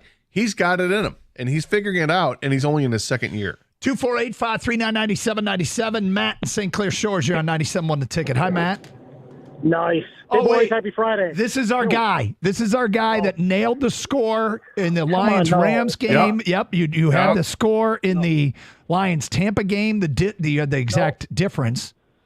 Just the Tampa game, Doug. Come on, that's way too much. You're too much pressure. All right. So I think the Chiefs are going to win 30-17. I think experience is going to win out. The Chiefs have been there before. They know how to get it when they're going tough. And because Taylor Swift's going to be there, and 13 is their number, so the Chiefs have to win by 13 because everything has to work out for Taylor Swift. And won't that be a great storyline? Won't we just all enjoy that? Wait a minute. You said her number is 13? Yeah, yes. So the 49ers, 4 plus 9 is 13, Super Bowl 58, 5 plus 8 is 13. It's like Taylor Swift Super Bowl. Yeah, but you know who wears number 13, don't you? Yeah, Brock. Yeah, Brock Purdy. I suppose, yeah. And, 13 minus 87, which is Travis' number, he is 100. So, got to give 100% for his girl. So this is all crazy. It's a whirlwind for Taylor. So, yeah, boys, enjoy your ham. And it's golf day, mate. I hope you guys can get out and maybe at least hit the driving range. Well, not happening, unfortunately, but you do enjoy. 248-539-9797. Yeah, I mean, I can't get enough of this Taylor Swift storyline. I hope they give it some attention during the game. We go to Christian. You're next on 97.1 The Ticket. What's up, Christian? What's going on, guys? How you doing, sir? I just think this is a normal game for Mahomes. He's been there too many times. He's going to go out there and dominate. It's what he does. It's so hard to bet against him. And this year I thought, this might be the step back year. He's losing weapons. People might start figuring him out, Right. and it didn't happen at all. Right, and looking at them in the regular season, nobody thought they'd be here today. So I think we're going to take full advantage of that. And having Mahomes back there, Kelsey, the receivers, Rashee Rice, great rookie. I think they go out there and get it done. What do you got for a score, Christian? I got Chiefs 27, 49ers 21. Hey, thank you for the phone call. I want to circle back to this, but I promise we get to something. So the Super Bowl is being played in Vegas. And 10 years ago, the only sports Vegas had was UNLV, basketball, football, et cetera, right?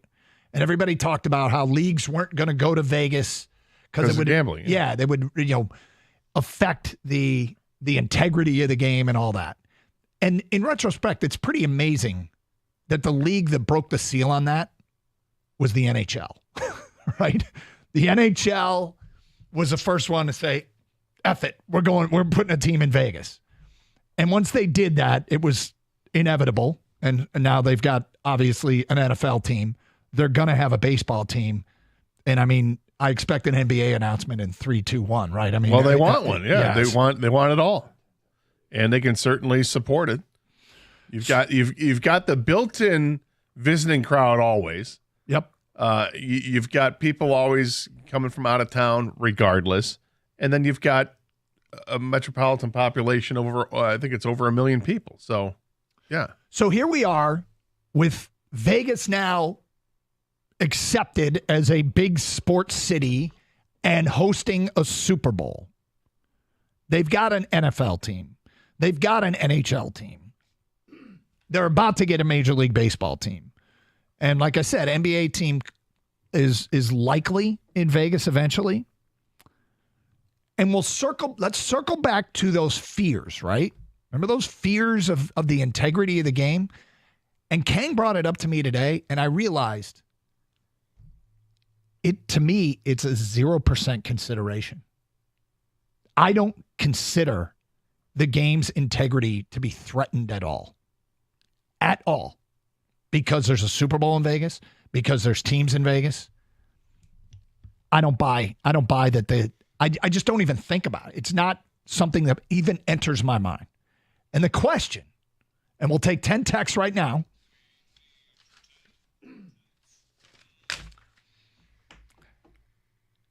Am I monumentally naive? Am I naive? Now that they've gone into Vegas, do you think that the fix or that the gambling has impacted the outcome of games? That's what. First 10 texts, is Doug naive? Does it enter into your mind? I'm sorry. Is Doug naive or is Doug monumentally naive? I don't care. Either one. Because it doesn't enter into my line of thinking at all. You are naive. You think? I think it has to affect in some game. It has had to have an effect. Absolutely. I think there are ways that players can, if they wanted to affect the impact of the game, that they can do it and they can get away with it. You can get it, 6 degrees of separation to clear it up, or they know somebody who's desperate and, hey man, you got to do me a solid, and they can do these things. Bama baseball coach style. Yeah. I mean, that alone lets you know that it can happen. You got whatever happened with Iowa. I mean, that's college. Do I think professionals can be more discreet about it and figure out better ways? Yeah. And I also think that they can also do some dumb things, like just flat out bet and get caught, because that's happened. So yeah, I think you're being naive on this. Now, do I think it's widespread? Absolutely not. Absolutely not. I think there are instances where maybe it happens. And that's maybe where I'm being naive. Am I naive to think that it only happens sporadically? 248-539-9797. Is Doug naive? Does it enter into your line of thinking at all? Now that we have accepted sports in Vegas, are outcomes of games in more question in your mind? It's Carson Anderson, 97.1, The Ticket.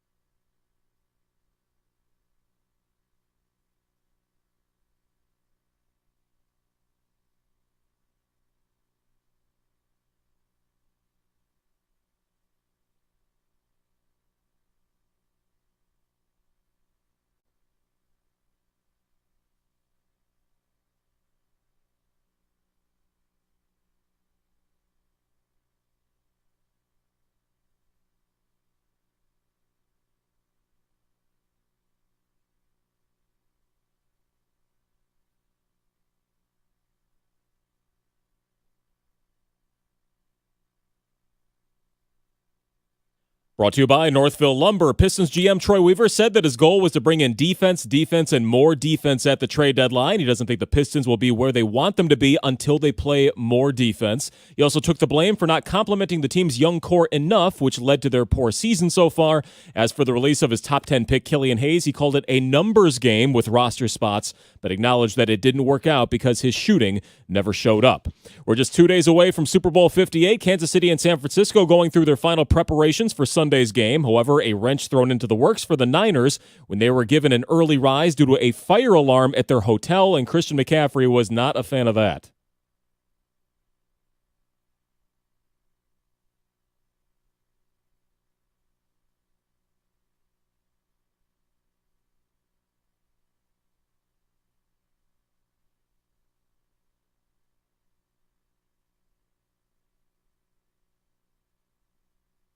Now, the call of the game will be on Sunday right here on 97.1, a 4 o'clock pregame and a 6:30 kickoff. Reportedly, Michigan football does plan to hire Wink Martindale as their new defensive coordinator to replace Jesse Minter.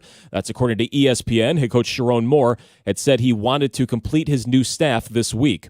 And another practice on tap for the Red Wings. Patrick Kane will test his lower body injury one more time, but does expect to be back for tomorrow's game against the Canucks. Coach Lalonde knocked on wood, but says he is excited to finally have his team healthy and ready to make a run at the playoffs. From the Corewell Health Sports Desk, I'm Chris Villar. For more, go to 97.1 The Ticket at Odyssey.com.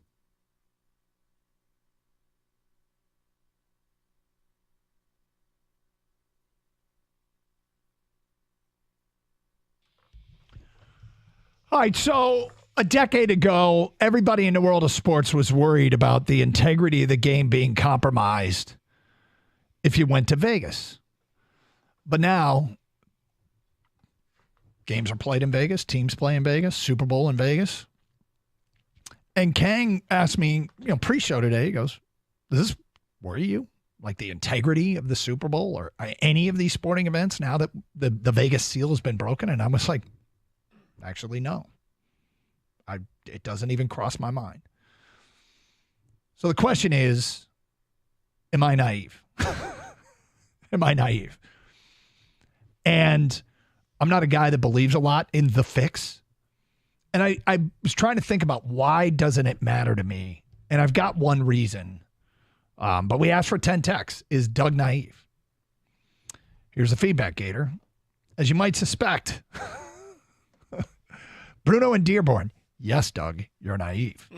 Dan, yes, Doug is naive, but that's okay. Next one, absolutely. That's from Brandon. Jared says, teams have been busted gambling for decades all over the country. Players make tons of money. Jared says, not naive.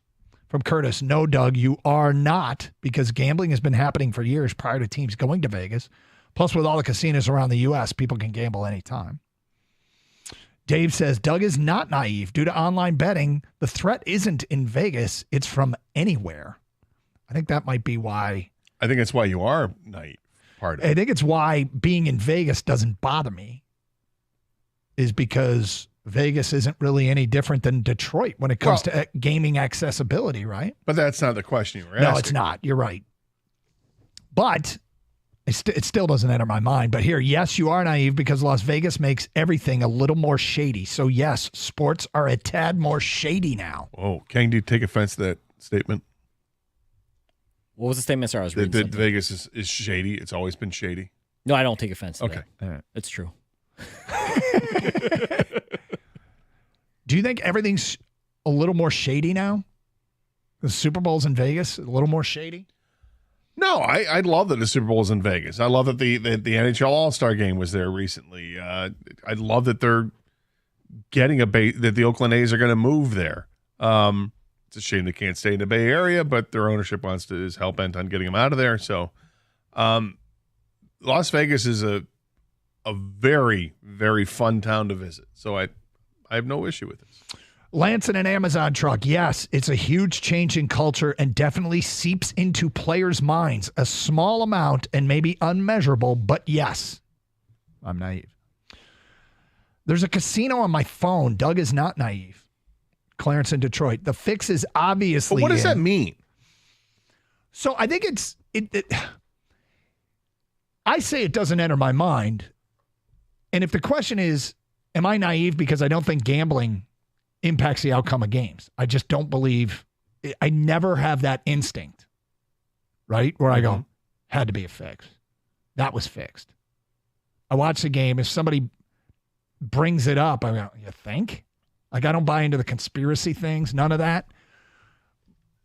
But is Vegas, the question is Vegas a threat anymore if there is a casino on your phone?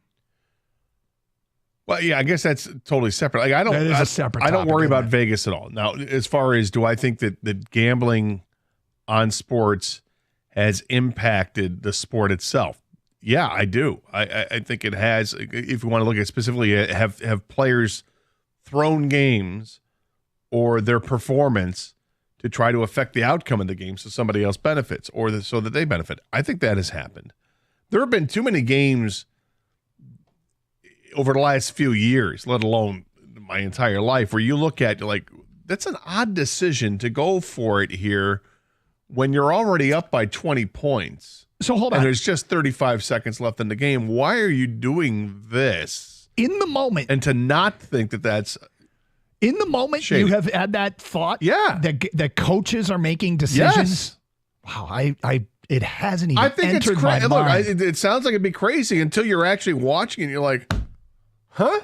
Well, I'd like to hear his explanation as to why you were going for it when you could just take a knee and finish out the game. It might be unfair, but can you think That's of a unfair. specific? Can you think of a specific example? No, I can't. I know it happened this past season in college football. It may have even been Penn State that I was like, that is just strange. Now, you can just chalk that up to their head coach is just an ass. And I can't argue that too much. But there were points where I was like, why is this team doing this? And Kay, I think you know what I'm saying, Kay. Oh, absolutely. It enters my mind as well, Gator. So I agree with you there. Doug, how do you feel about the college baseball coach and that whole situation? Yeah, I where- think that was a one-off. And I think it was, and people learn from like that guy's. Did he get a 15-year show cause? Did I say that? But here's the other thing with that one. That guy was so brazen about his cheating. That was beyond stupid how he did it. So this is where I'm like, there have to be tons of people that are a hell of a lot more discreet and smart about how they're going to do this than, somebody from Alabama that's just like, yeah, hey, he's not pitching today.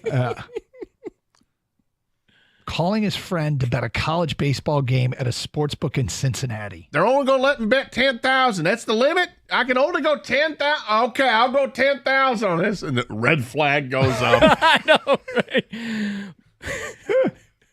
This is odd. We've got a game in Cincinnati with Alabama baseball, and somebody's betting $10,000 on this. They were upset that the limit was only 10 grand. May want to mark that game. We're going to take a look at it later on. 1 o'clock Thursday. We have an untapped resource here on the show, and that's Gators Bama baseball coach impression. I was waiting for Gators to start naming off kids. Like, you know what I mean? Like, here's Chase or whatever. Oh, that's so great. Yeah, I think of it as a one-off, and I don't think it happens. Hang on, I just got news. Chance Barley is out. He's out. No Chance Barley out there. He ain't going to chase no fly balls. He ain't going to be in the lineup. That boy's hitting 462. His ops is 1475. 75. Damn. He ain't going to be playing. No. His dog Chipmunk just died, and he's not happy about that. He's going to take some time away. His sister Layla, she's having some trouble in school. She's calling him all the time. His other sister, Amy Lynn, and there's Tammy Lynn, and Jamie Lynn. All the Lynn's. All the Lynn's. It's a tight-knit family, and he ain't going to play. So I'm going to spend $10,000 in each one of them, Tammy Lynn, Amy Lynn, Jamie Lynn, okay? I got 30 grand on this game, but in each name. See how it is? Smart. SMRT, smart. Chipmunk Smart as a polecat. Chipmunk is dog. It's dog chipmunk. Come on, chipmunk. We're going hunting. Oh, chipmunk's on the scent. He's on the scent. Stop at the Winn-Dixie first. Pick up some Goodies headache powder. Work off the moonshine from last night. So if that doesn't convince you, Doug, I don't know what the fix is always in. The fact that the guy had to be told where there's a limit on how much you can bet on this game. What? 248-539-9797. We'll get to your phone calls next. It's Carson Anderson, 97.1 The Ticket. Hey, during the winter, the last thing you need is plumbing issues. If you got them, call my friends at CGC Water Treatment and Plumbing, 855-339-4242. CGC will send one of their plumbers out quickly. If you're tired of running out of hot water, do what we did. CGC will install a Navien tankless water heater. Yes, I did say hot water. No more running out of hot water. You'll reduce your energy consumption and save money. Call CGC Water and get 10% off the installation of a Navien tankless water heater from CGC Water Treatment and Plumbing, your authorized independent Connecticut dealer.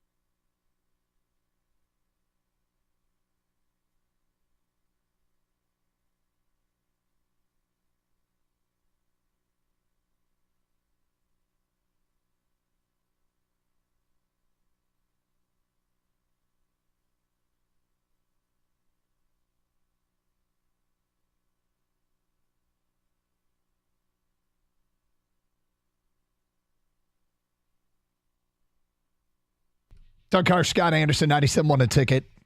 Look, a decade ago, there were no sports in Vegas. Now we got a Super Bowl there, two pro teams, more on the way. And look, what they were concerned about was whether or not the integrity of the game would be called into question. And I realized when we brought this up as a topic today, it never even enters my mind. So now the follow-up question is Doug naive? 248-539-9797. The consensus, it's not a consensus. The more people think I'm naive than not. And maybe I am. And maybe I don't want to believe that games are impacted by this stuff, but I just don't. I don't think it is. I don't think they are. Now, if you're going to tell me that there's the occasional one-off, like Bama baseball coach, like Tim Donaghy, but I think as time goes by and people see Bama baseball coach got to 15-year show cause, Tim Donaghy's out of the game, like those serve as deterrents. And so it just never enters my mind. Now, if you bring it up and you want to make a case that can I be convinced that it's happening more than I'm aware of? I probably can be convinced of that, but anyway, how prolific do you think this is?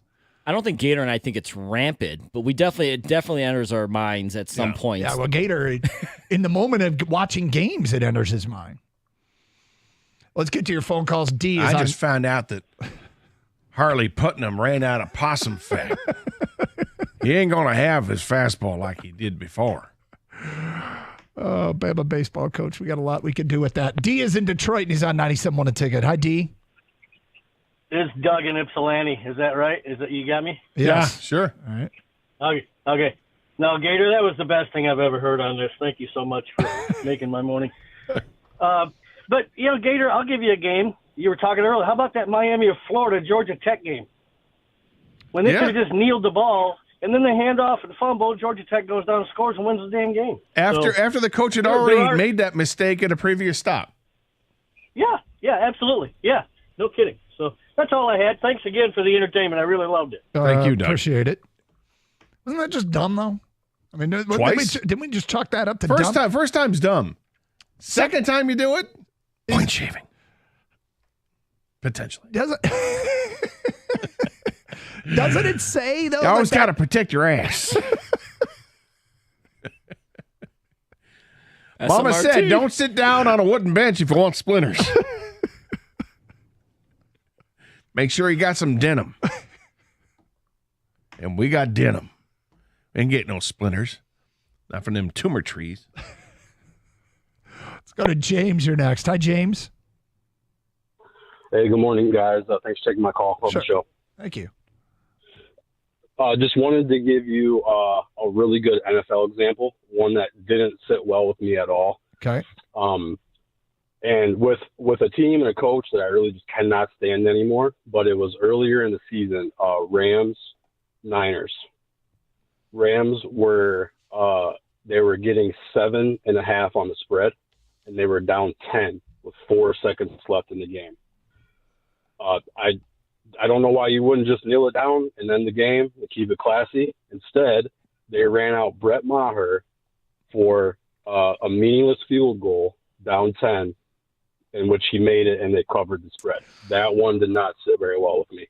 So Thanks for taking my call, guys. was that? Hold on. Was that the last play of the game? Was there any time left? I'm looking at it right now. There were no 4 seconds left. Stafford spiked the ball, and then that one, guy. Yeah, and then they kick the field goal as time expires to make a 10-point loss. I mean, if you're going to run a play at that point, because I could see kicking a field goal if there was going to be time left after the field goal to try the onside kick, but to do it when there's no time for another play.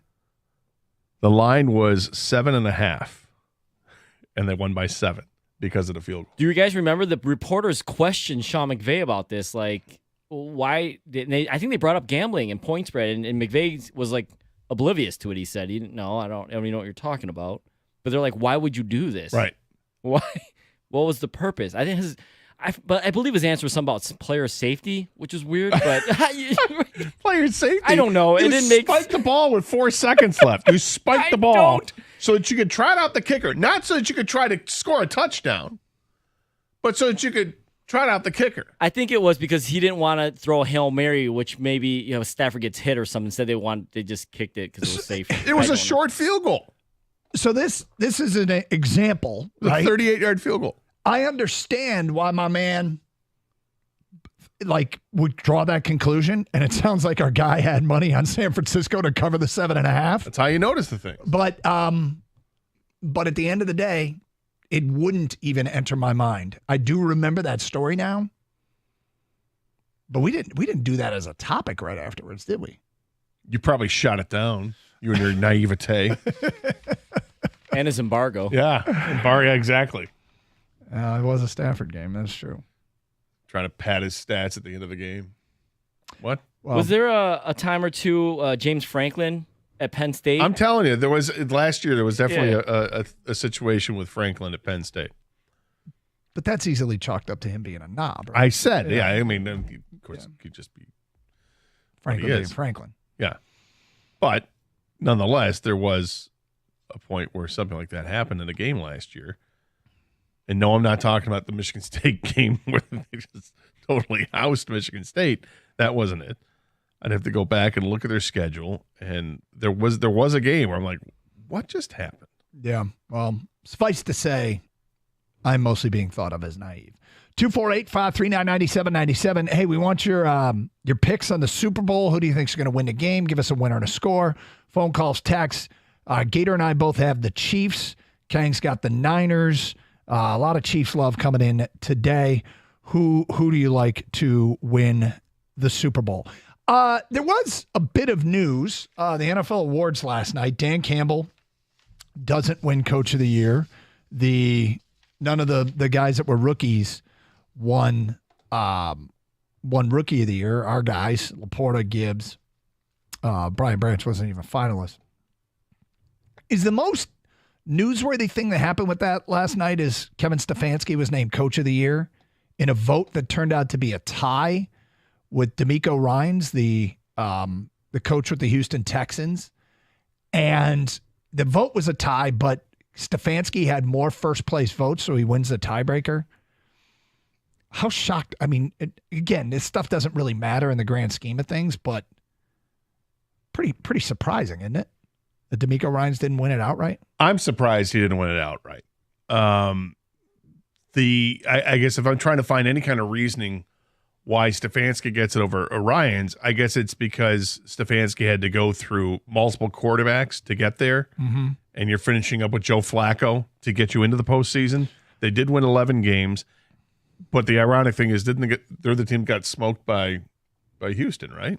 Yeah. So, yes, Houston, I mean, you could say the tiebreaker should be the game they played against each other in the playoffs that Houston won handily. I was trying to think, okay, if I am choosing Stefanski over DeMeco Ryans, is the inherent message that Joe Flacco is awful and he managed to do it with Joe Flacco? Like, is that one of the inherent messages? I think that's it, yeah. And yet Joe Flacco didn't even win Comeback Player of the Year. So I'm trying to think of the reasoning that would give Stefanski the nod over DeMeco Ryans, whose team beat Cleveland in the playoffs handily, did it with a rookie quarterback. Well, I guess you're not looking at – that's another thing. Like, when does the voting stop? I believe this is just a regular season I was going to award, say, if it's just regular season stuff, then you ignore that. I mean, I just thought it was ironic that that's what happened in the playoffs. But so if it's just regular season, let's assume it is. Yeah. Then I get it even more. But like I said yesterday, I think there are three real good candidates there, with Dan Campbell being the third. But if I had to rank them, I would have gone Ryans. I don't even know. I'm not even upset because I'm not either. I think all three really guys. matter. You make a strong case for all three guys. Yep. Just split the award three ways. Well, I was trying to. If I were a Stefanski voter, I would think it would be because I think Flacco's terrible, and that's the inherent message of this whole thing: is that Flacco's awful. They also lost Nick Chubb, which is like, I mean, that's huge for that big? team. Yeah. I personally would have given it to DeMeco Ryans just because they had, they weren't favored to do anything, right? They were one of the worst, second worst record in the league last year. Everybody's like, okay, who are they going to take in the top five this next year?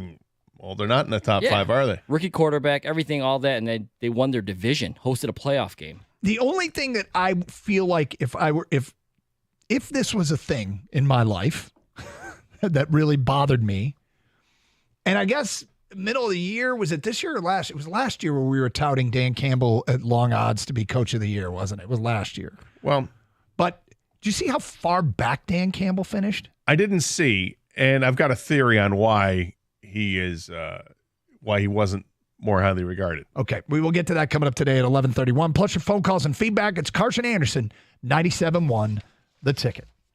Hey, February is the month of love and chocolates, and Sarah Chevrolet Sterling Heights has sweet deals that you're going to love. As the #1 volume Chevy dealer in Michigan, Sarah Chevrolet Sterling Heights has a huge inventory of popular models like the legendary Silverado or the award-winning Equinox. Those are arriving daily. Plus, Sarah Chevrolet Sterling Heights is showing their love for the community with the quarterly blood drive. That's Friday, March 1st. Sarah Chevrolet Sterling Heights, 17.5 in Van Dyke in Sterling Heights. Call 87-SAY-SARAH or go to SAYSERRA.com. Together, let's drive.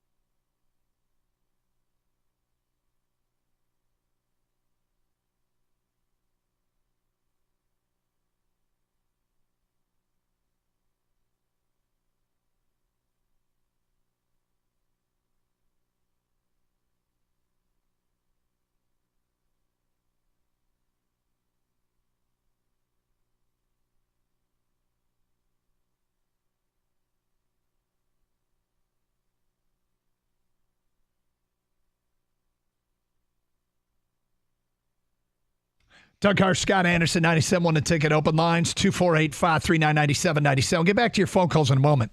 The NFL Coaching of the Year, AP Coach of the Year, the award was awarded last night to Kevin Stefanski of the Cleveland Browns. He had 165 points. So did DeMeco Ryans, but Stefanski had more first-place votes, so he is given the award on the tiebreaker. I will bring this up. It doesn't really bother me all that much, and I don't think it's particularly consequential, but some people might think it's ridiculous that Dan Campbell finished a distant third with 33 total points. He had 3 first-place votes, 3 second-place votes, 9 third-place votes.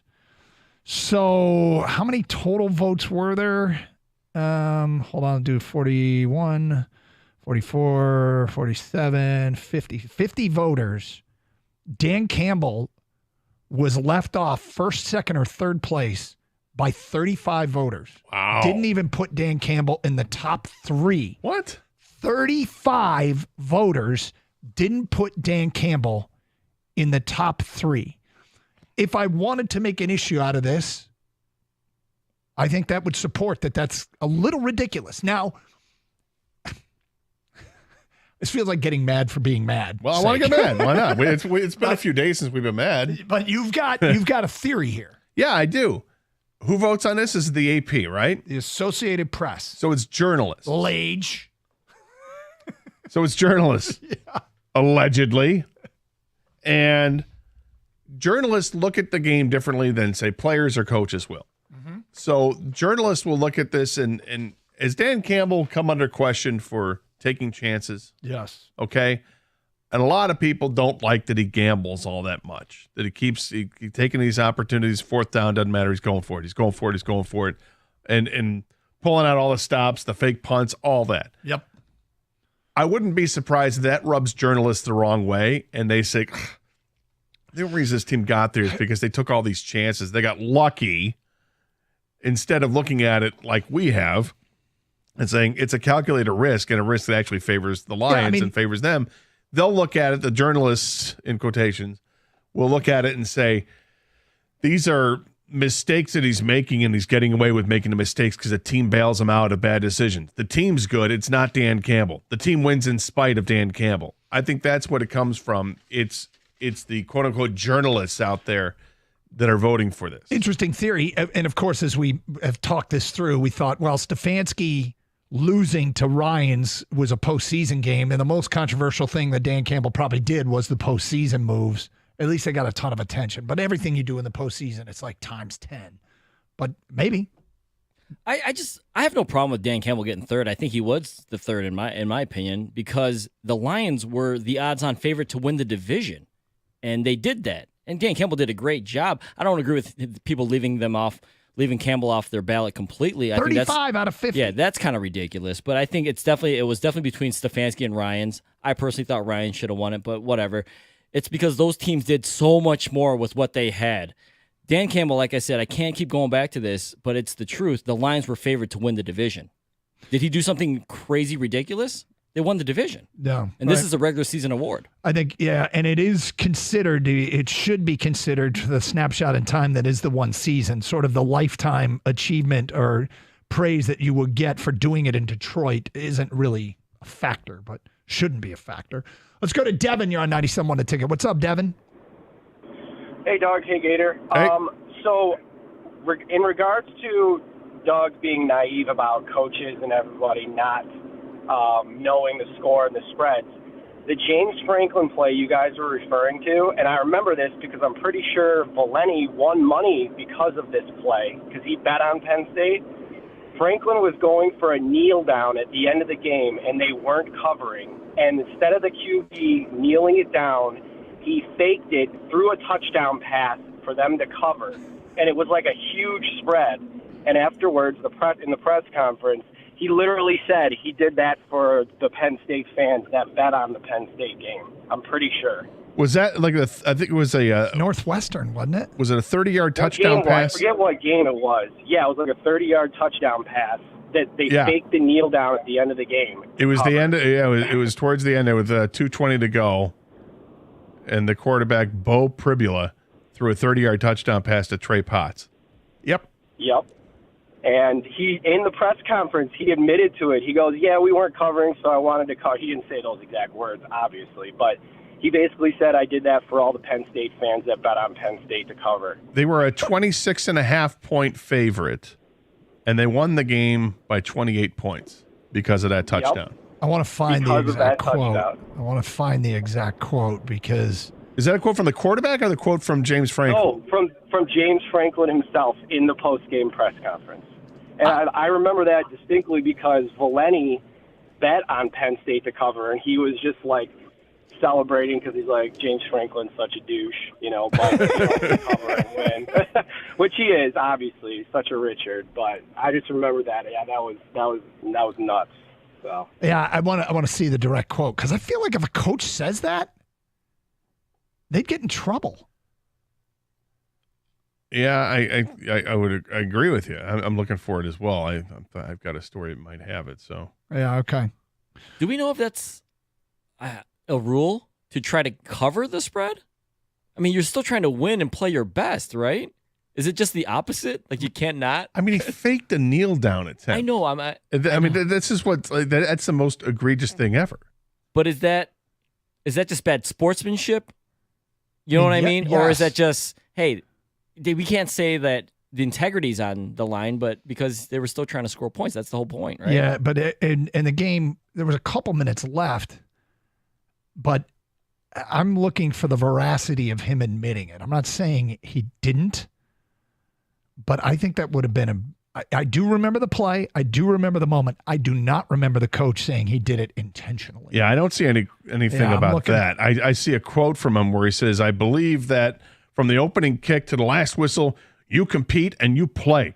Now, if you leave your first team in, that's a different story. Then you should change how you play, and you take your knees and you run in situations that you normally wouldn't run in. That's different. But when your twos go in the game, those guys get a limited number of reps. They should have a chance to compete. You faked a knee. He did a fake kneel down and threw a touchdown pass. But at no point here are we seeing him say no. Yeah, but we know. We're led to believe otherwise. Right, but I think if a coach actually said that, they'd hear about it. But maybe he did. We just can't find it. Let's go to Sean. You're next. What's up, Sean? Hey guys, what's up? Doug, I've been naive throughout my life on it too. I know that there's somewhere somebody's doing it. Somebody's getting paid to throw a game or something. They have to be. I mean, we live in a world where doctors are going to prison for falsifying medical reports to get kickbacks from chemotherapy companies. So we know what's going on, right? But it's a matter of how much. And the farther we get on, I mean, the scripted crowd is getting stronger. But this is my biggest problem. The NFL could fix this. The NFL could make us all feel a lot better if they put the referees in proper position and use the eye in the sky and all this stuff. They have billions of dollars. They could come up with a way to make us feel better about the refereeing, but they don't. They just choose not to. And that's one of the reasons that makes me feel like it's more fixed than it's not at this point. I mean, hold on. I'm okay. I'm listening to everything you're saying.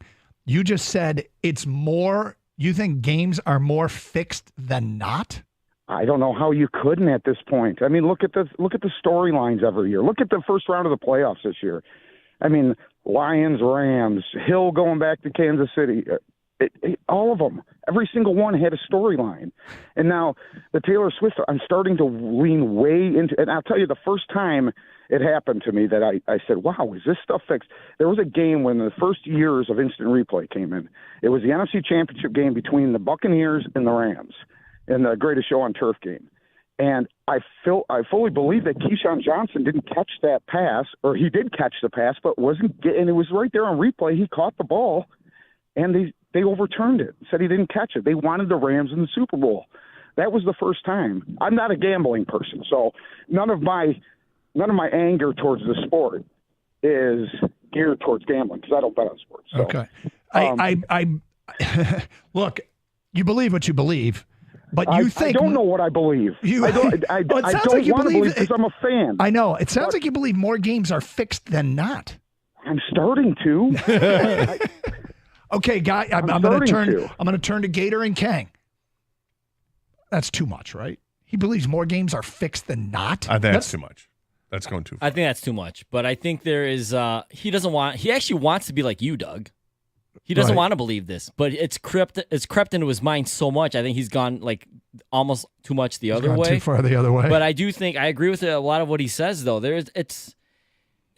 We're human in the end. Everyone is an individual. People are making individual decisions. So someone's bound to go rogue all the time. Look at the Patriots receiver from LSU that was betting during his entire college career. Right. That can't be the only one. It just can't. And then he's talking about because the referees and people always question these decisions. Why can't they clean it up more if they have the ability to? Yeah, well, I don't want to insult our guy there, but I think he's nuts. I think he's absolutely crazy to think that more games are fixed than not. 248-539-9797. It's Carson Anderson. We'll get to more of your open line calls. Also coming up a little bit later on, some fun with Vegas odds. Hey, and there's news about a Lions future. We'll get to that today at 12:02. 97.1 The Ticket.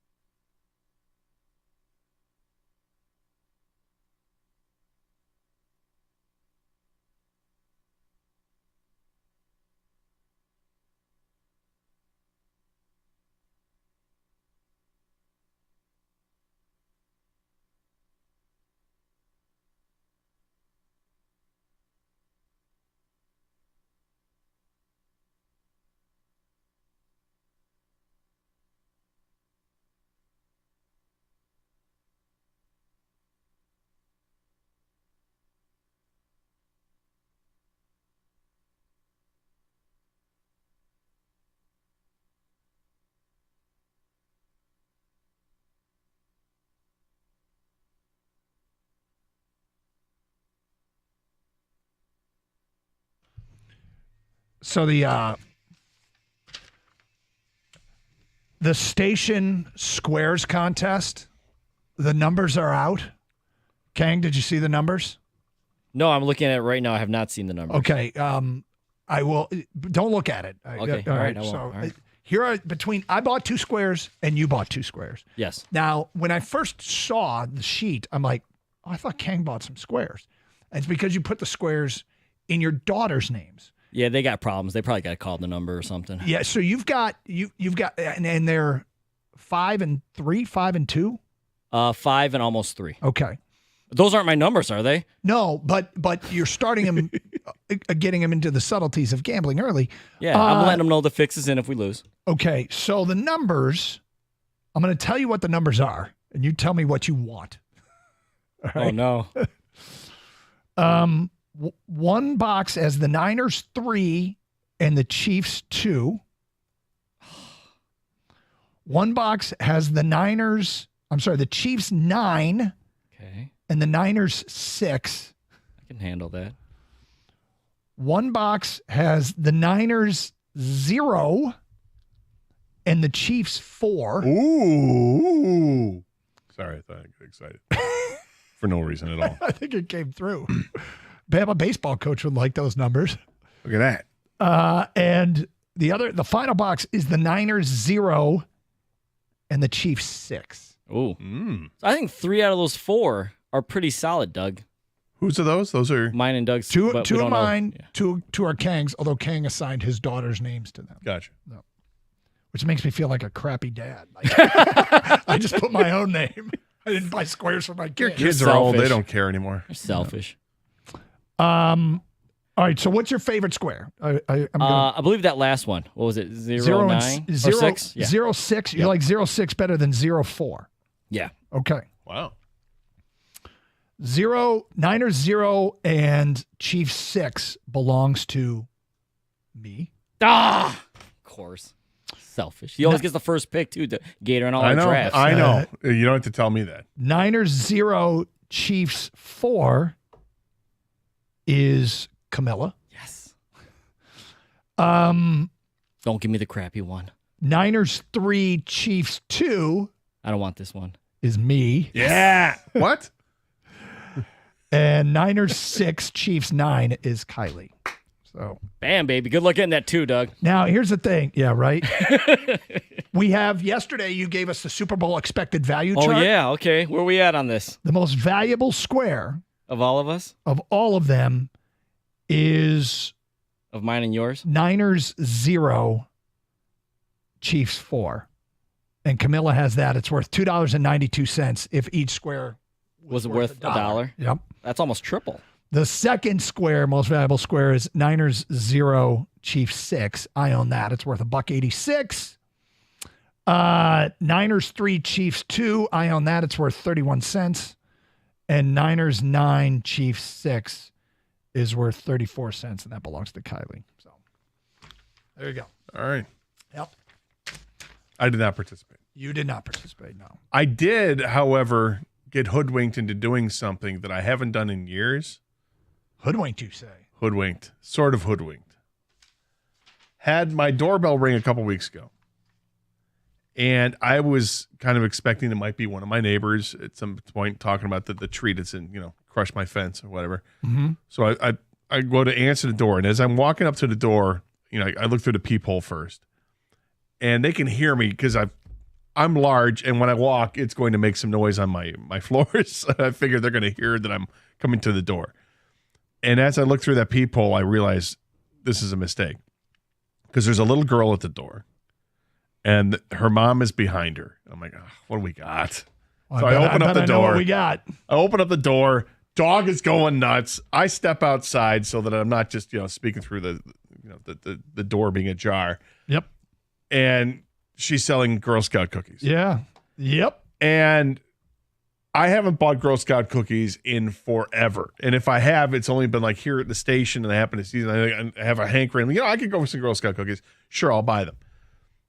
But I felt bad because I did open the door and there's this little girl staring me in the face and you can't turn them down. Mm-hmm. Like, okay. And so she's struggling getting through the whole speech. And I'm like, okay. And I look at her mom, I'm like, what do you got? Let's get right to it. Yeah.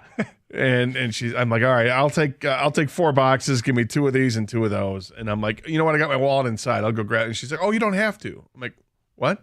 Well, we're not collecting money now. I'm like, well, I can just go get cash. And we'll take care of it when we deliver the goods. I'm like, all right. Don't know if I like this idea, but fair enough. But I got hoodwinked into 4 boxes of. So what'd you get? I got 2 boxes. First of all, you didn't get hoodwinked. You're supporting the youth of America. Is that what I'm doing? Yes, you are. You are being a good contributing member of society by supporting this youthful endeavor as this young woman tries to grow up in a healthy society. Well, it's not like I don't get something out of it either. You get cookies. Yeah. Or you're supporting child labor, either way. Right, one of the two. Well, that kid was not working that hard for it. So my mom's got a part-time job of selling cookies for her daughter. But yeah, so I got 4 boxes, 2 different kinds. 2 boxes of Tagalongs and 2 boxes of Thin Mint. There you go. Now, the Thin Mint is impossible to resist. Yeah, it's hard to say. That is an entire sleeve in a sitting. Yeah. And that's coming from me. You freeze them? Yes. Yeah. Do I freeze them? What are you, new? Of course. Have you tried just refrigerating them instead of freezing them? No. I did that with the Reese's Peanut Butter Cup animal crackers. I just threw those in the fridge instead of the freezer. Uh-huh. Pretty much the same thing, man. The Reese's Peanut Butter Cups, I have a weakness for those, but not like the Thin Mints. Well, you haven't had the animal crackers yet. Well, the thing about the Reese's Peanut Butter Cups is I fall for the stupidest marketing of all time, and that is if you put it in a different shape, I have to buy it. Right. Like I have to it's get an egg. Yeah, Here's a money wait, rabbit. look, a Christmas tree shaped Reese's Peanut Butter Cup. Yes. How can I resist? But the Thin Mint, if those were available off shelves, there's no doubt I'd weigh 10 to 15 pounds more than I do. Yeah, they're trouble. And you're right. I think when you get 2 sleeves in a box and they're gone.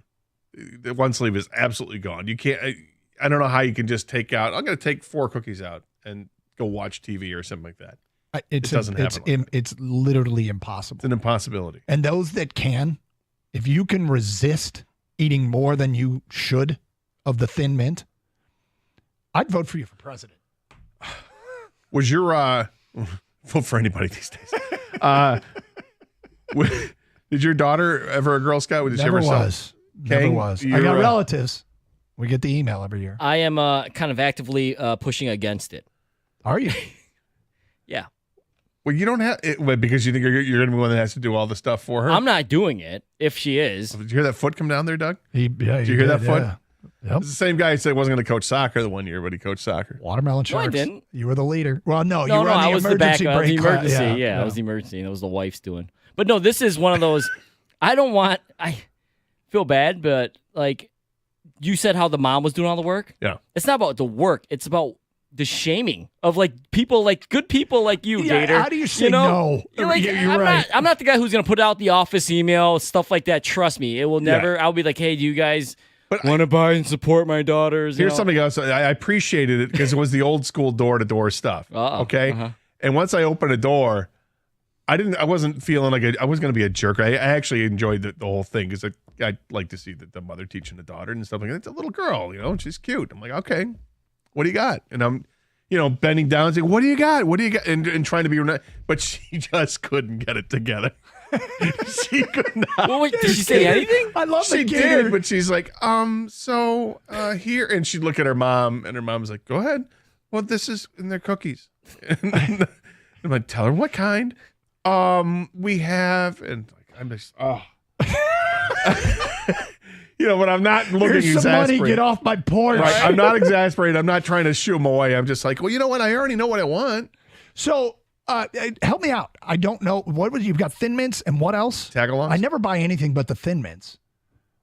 Tagalong's great. What is the Tagalong? It's a normal like wafer cookie, not wafer cookie, but normal like cookie. But on top of it, it's got peanut butter and it's covered in chocolate. Okay. So it's like it's like a Reese's peanut butter cup basically. So if another girl comes to your house, Gator, are you just you're gonna feel obligated to buy 2, or are you gonna say, hey, I already bought some? You're too late. If I made the mistake of running to the door and opening the door, yeah, I have to buy them. If I can get there and see that it's more Girl Scout cookies, I'm not buying them again. That's enough. Well, I'm glad you supported the local community. But you're a respected member of society, Gabe. I don't know about respected. He's a member. He is a member. Yeah. So you have no problem saying no if they're in front of the grocery store or something else? I can walk right past. I've ignored plenty of times.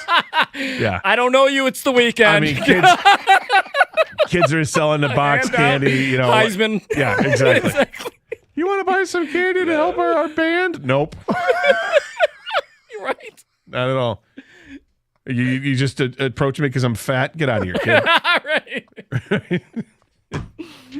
Like, you're better off just selling it to me without telling me what it's for. Okay. All right, some news on the Lions' future. We'll get to that today at 12:02. Just a reminder, you can win Usher tickets with a Carson Anderson quiz question coming up today at 1:41.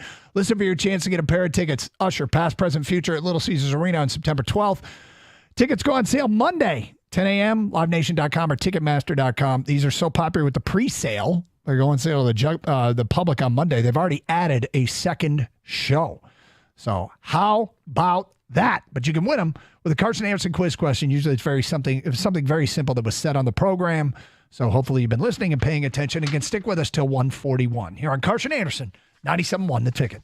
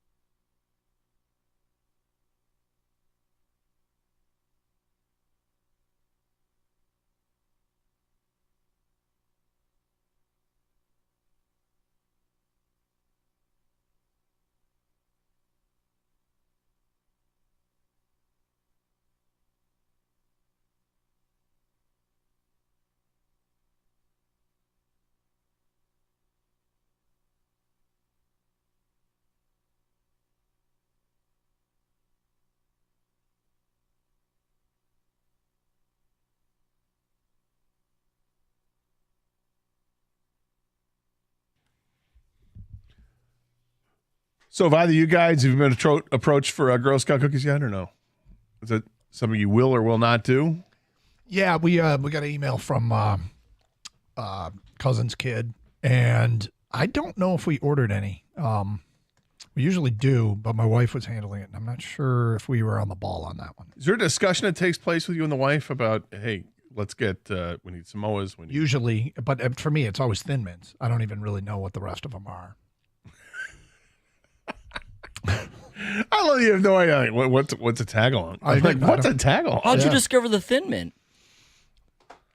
You know, I swear to God, at the beginning of Girl Scout cookies, like I go back 90 years, but I only remember there being Thin Mints. Stoney taught you about it? Yeah. I only remember there being Thin Mints. I don't remember there being other kinds of Girl Scouts. Tag-alongs are what I remember, and Samoas. And I would hear about Samoas. Is that the one with coconut? Yeah. Okay.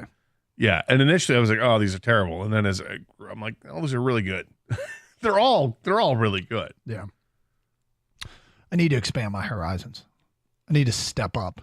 But you don't see the door-to-door salesmanship anymore. So again, that's where are the vacuum cleaner salesmen at? Right? But I do kind of like the point of sale. Like when it's funny because you said you can easily blow right past the kid that's trying to raise money for their band at the front of the grocery store. But if they're selling Girl Scout cookies and they got like boxes, a kid there with the wagon filled with I'm more likely to jump on that. And by the way, that's a prime place for a markup too. If you're a kid, immediate. Oh yeah, they know. Those kids they can mark up the price. They're even marking it up. They can make a profit. And they're not making money on this. That's part of their fundraising thing, right? But if you're talking about the kids themselves. Yeah, those kids that can sell those. I got these for you get the box of M&Ms, right? And they're selling them for $3 a box. They could easily mark that thing up to $5, and no one would be the wiser. And they can pocket the $2. That's got to be against their rules or something. I would have to think that they don't let the Girl Scouts. No one would know. Only everybody would know. Who would know? Well, they're advertising them for more than that's a quick way to get kicked out of the Girl Scouts. Yes. I'll tell you that. Yeah, you don't get a badge for that. All right, we mentioned before the break that there is news. The offseason for the Lions, well, it's going well so far with the news that Ben Johnson was returning, followed by the news that Aaron Glenn is returning. And then the first person that I heard publicly make the statement that Frank Ragnow, just keep an eye on that situation. You never know if he is retiring. Well, now we have some word from Frank himself. But Kang was the first one I remember saying, guys, you're not going to like me for having this feeling, but I heard his press conference after the season was done, the locker clean out, and I'm a little worried. And the quote was, it takes a toll on you. It really takes a toll on you, so I need to find a way to get back to Frank.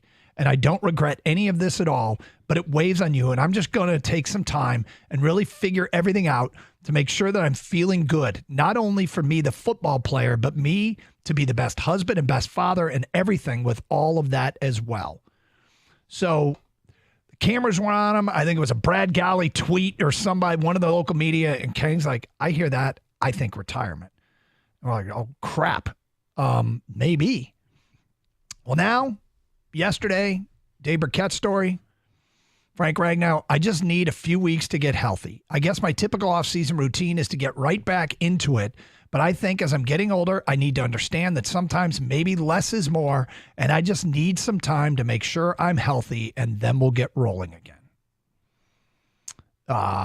So it sounds as though he is not retiring. The headline says Frank Ragnow, I'm not retiring. LFG. And that is a quote from the body of the story as well. Dave Burkett got that from the NFL Honors show on Thursday. So, Ben Johnson's back. Aaron Glenn's back. Frank Ragnow's back.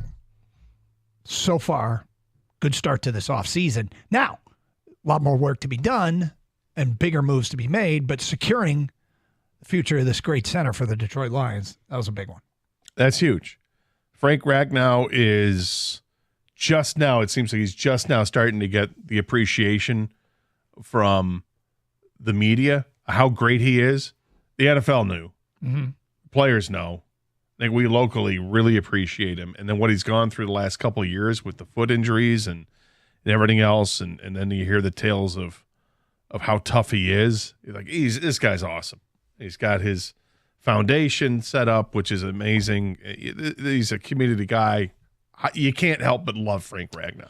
Man of the year dude, and good for him, and certainly good for us that he is returning. When we talk about the to-do list for the offseason, securing and bringing back the offensive line is big on that list. There are the things they need to get done, but if you got we've confirmed that Frank Ragnow's in the fold.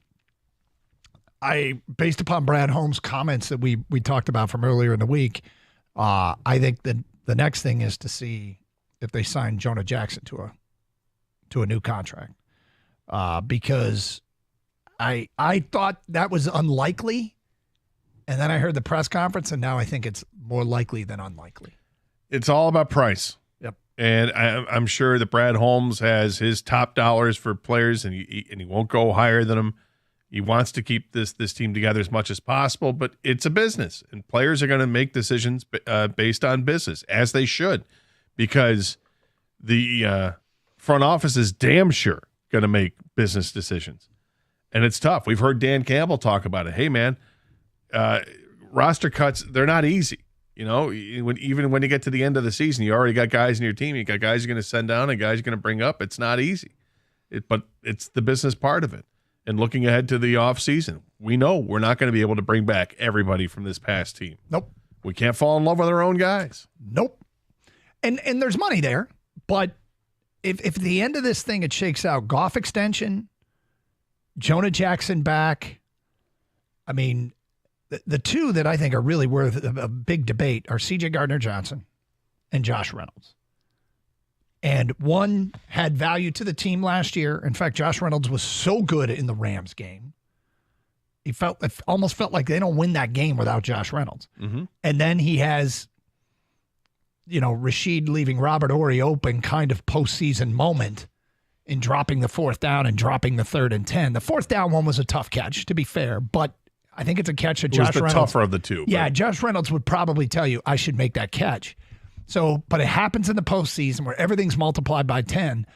And I don't not bring him back because of that.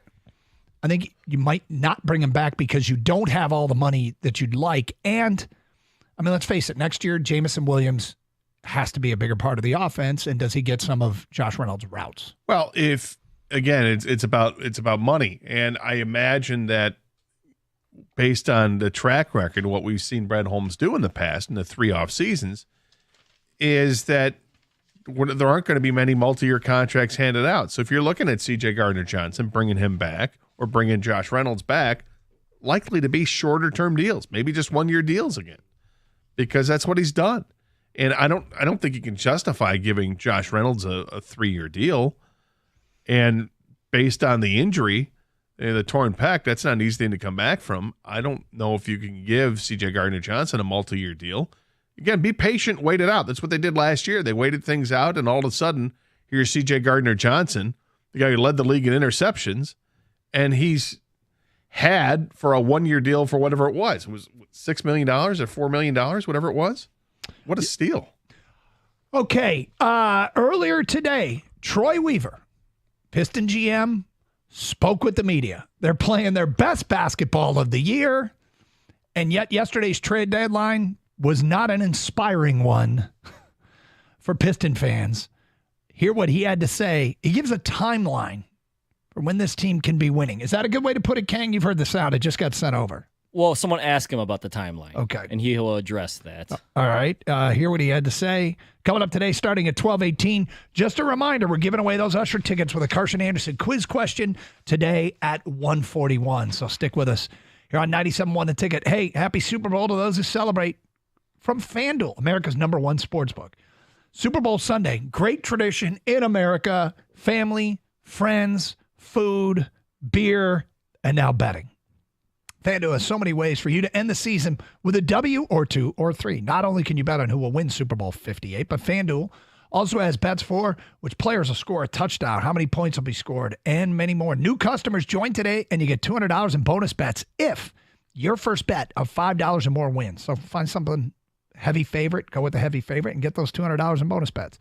Just visit FanDuel.com/Doug to sign up. That's FanDuel.com/Doug. FanDuel is the official sportsbook partner of the NFL. Must be 21 or older and present in Michigan. $10 first deposit required. Bonus issued is now withdrawable bonus bets that expire 7 days after receipt. See terms at sportsbook.fanduel.com. Gambling problems? Call 1-800-270-7117 for confidential help.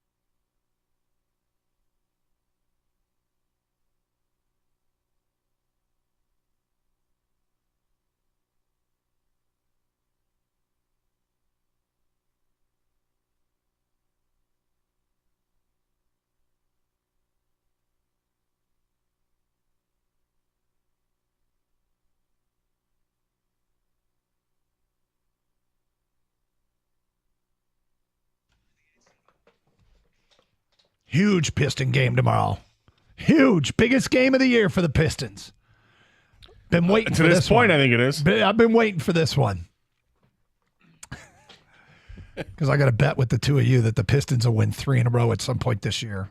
And you're both, to your credit, you're both hoping to lose the bet. Yeah, I want the Pistons to win. But, yeah, they've accidentally won 2 in a row and go for a third accidental win tomorrow against the Clippers. I would like to correct that statement. I know you're being tongue-in-cheek on this. Yes. That team deserved to win both games. Yeah, they did. Yeah, they did. Certainly the first one. They were. It was outstanding effort that first game at Sacramento without their top 2 scorers, and they go out and they win that game by 13 points. It was tremendous. But then they back it up. Second night of a back-to-back, again without the top 2 scorers. Well, no, because they had Cade Cunningham back, but they without 34 points because of trading Bojanovic and trading Alec Burks. They bring back Cade Cunningham, and they get down by 23 points with 5 minutes to go in the third quarter, and they turn it on and force overtime and then dominate the overtime to the point where Chauncey Billups, I don't know if you watched the end of the game, Kang. Did you stay up for the whole thing? Chauncey gave up. They were down by 6. Portland's down by 6 with like 21 seconds to go. They take a three-pointer. They miss it. Pistons rebound with like 14 seconds left. And they just forget it. We're not even going to bother fouling. It's a 2-possession game. It's because they knew. They knew. They just knew. Hey, if you're looking for data that supports why this team is playing better, in the last 8, they're 4-4. Best stretch of the year. In that stretch, the Pistons are shooting 43% from 3. That's insane, not sustainable. 4% higher than the best three-point shooting team in the league for the season. But that seems to be why. As much as anything, they are playing better. Now, the leader is, it's running the organization is Troy Weaver. And yesterday's trade deadline was underwhelming. But he just spoke with the media this morning. We have not heard this. This is the best stuff as sent back by our reporter on the scene, one Jeff Rieger. So here is the most interesting stuff Troy Weaver had to say. And we'll start with, what is the timeline for the Pistons to start winning?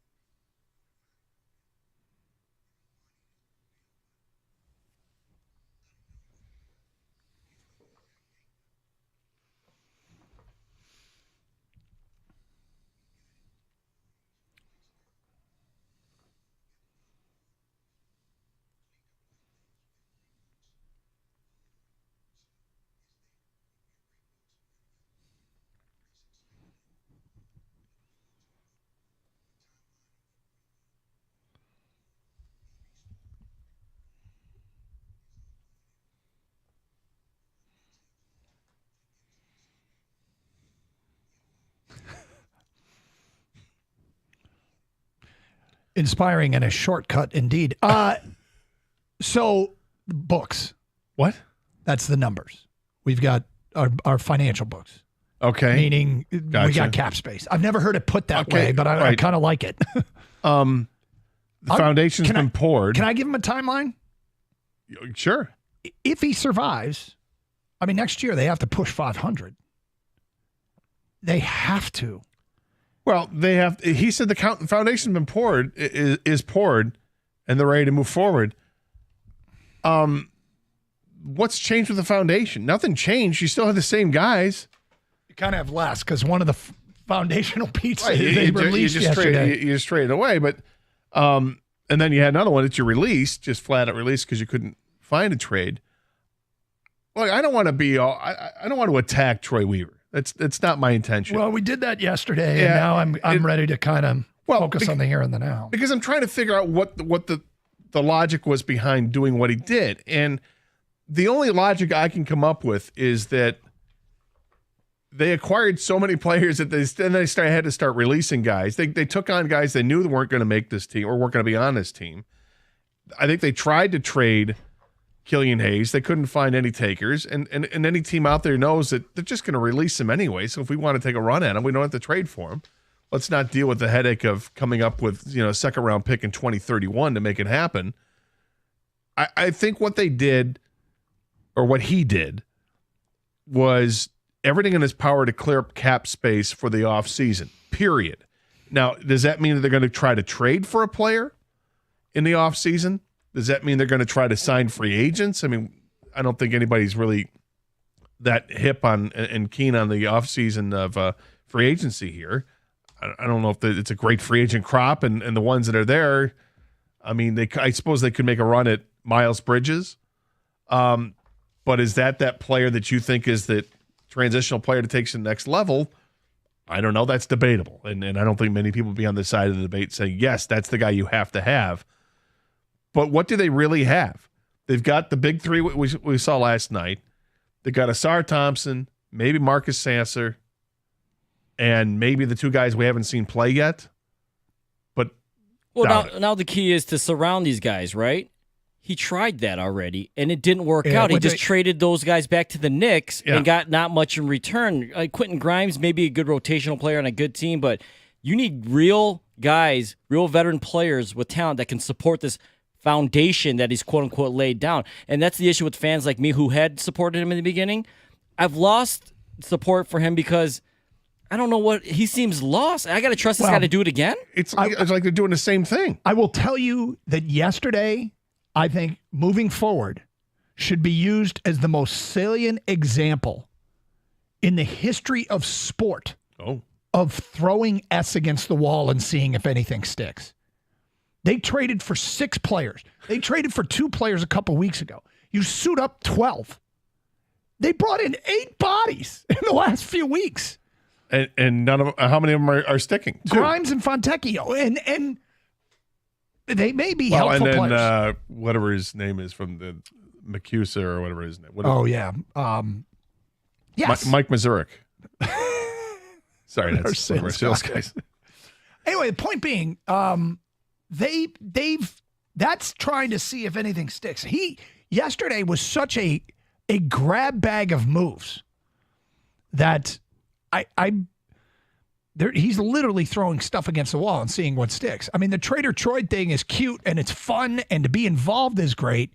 But at the end of the day, I think that was what an example of just seeing what sticks. And maybe Troy Brown Jr. is a player and Muscala, as you mentioned, but at the end of the day, I think that from here moving forward, that's the example I'm going to compare every other day when you talk about just seeing what sticks. Yeah, and stuff that is the what sticks part is what guys are going to be able to be on the roster coming off the bench. Like, are any of these guys rotational guys? Because they're not starters. Probably not. Muscala started last night, but he played 17 minutes. And by the way, in the 17 minutes, this is amazing. The Pistons last night played 9 players. Only 2 of them were minus players. One was Amude, who was -3, and somehow scored 14 points in 29 minutes. The other was Muscala, who was -15 in 17 minutes. The one part that we didn't address at all yesterday, we probably should have, is the ability to play defense. Who's playing defense? Well, that's huge. And that's been this team's problem, is they just got a bunch of blow-by defenders. They have 3 issues with the team. Defense, turnovers, and three-point shooting. And lately, the shooting's gotten a lot better. The defense has gotten better. The turnovers are still a problem. They overcame 16 turnovers last night to win the game 128-122, but that's still a work in progress. And this is where your head coach has the influence. This is where Monty Williams has got to be the guy. So go out and coach his team. Here's your core group. I think he's figured out now that Jaden Ivey he's a player. Jaden Ivey has shown it. In his last 5 games, he's averaging 27 points a game. Nice. So it's great. And you know what you got with Cade Cunningham. The big question is, can those 2 players coexist? They played 48 and 39 minutes last night, and they scored 49 points combined. I think they've shown last night anyway they can coexist. But can it go on? Was that a one-off? Or is this something we're going to see the rest of the season where these guys are both going to average well over 30 minutes a game and both guys going to average 20 points a game? So, Piston General Manager Troy Weaver meeting with the media today, a day after the trade deadline. And one of the big questions yesterday was, wait, that's all they got for Bojan? Here's what he had to say. Was he disappointed they didn't get a first-round pick back?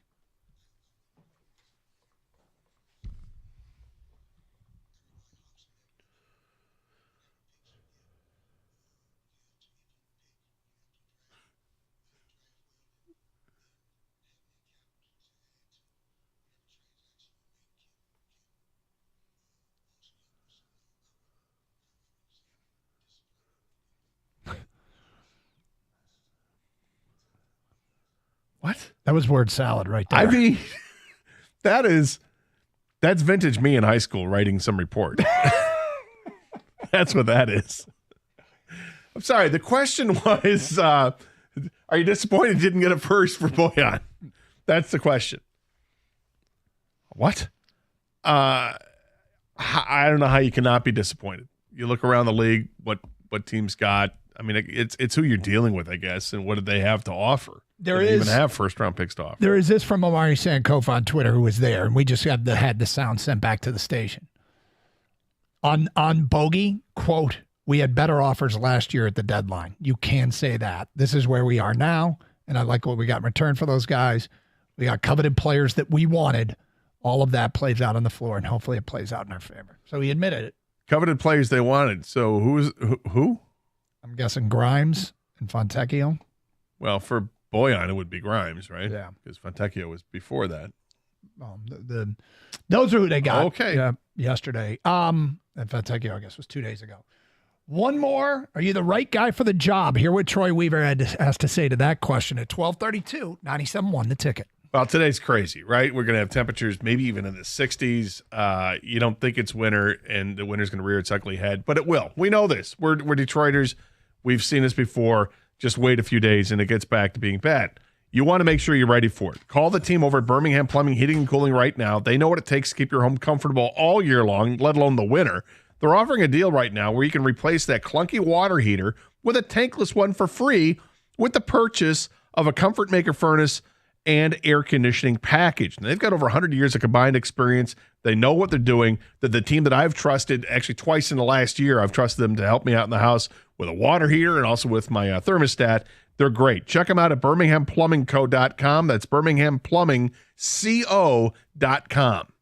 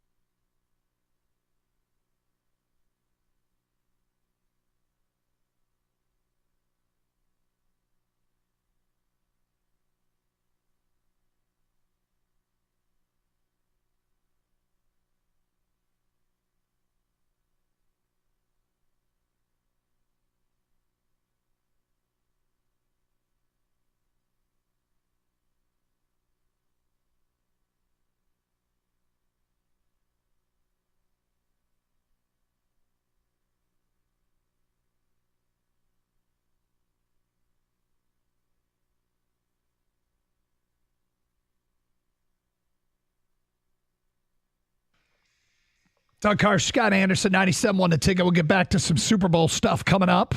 But Troy Weaver, Piston GM, after yesterday's, let's call it what it was, disappointing trade deadline day. Even though the team's playing their best basketball of the year, but they're this season's such a woeful disappointment.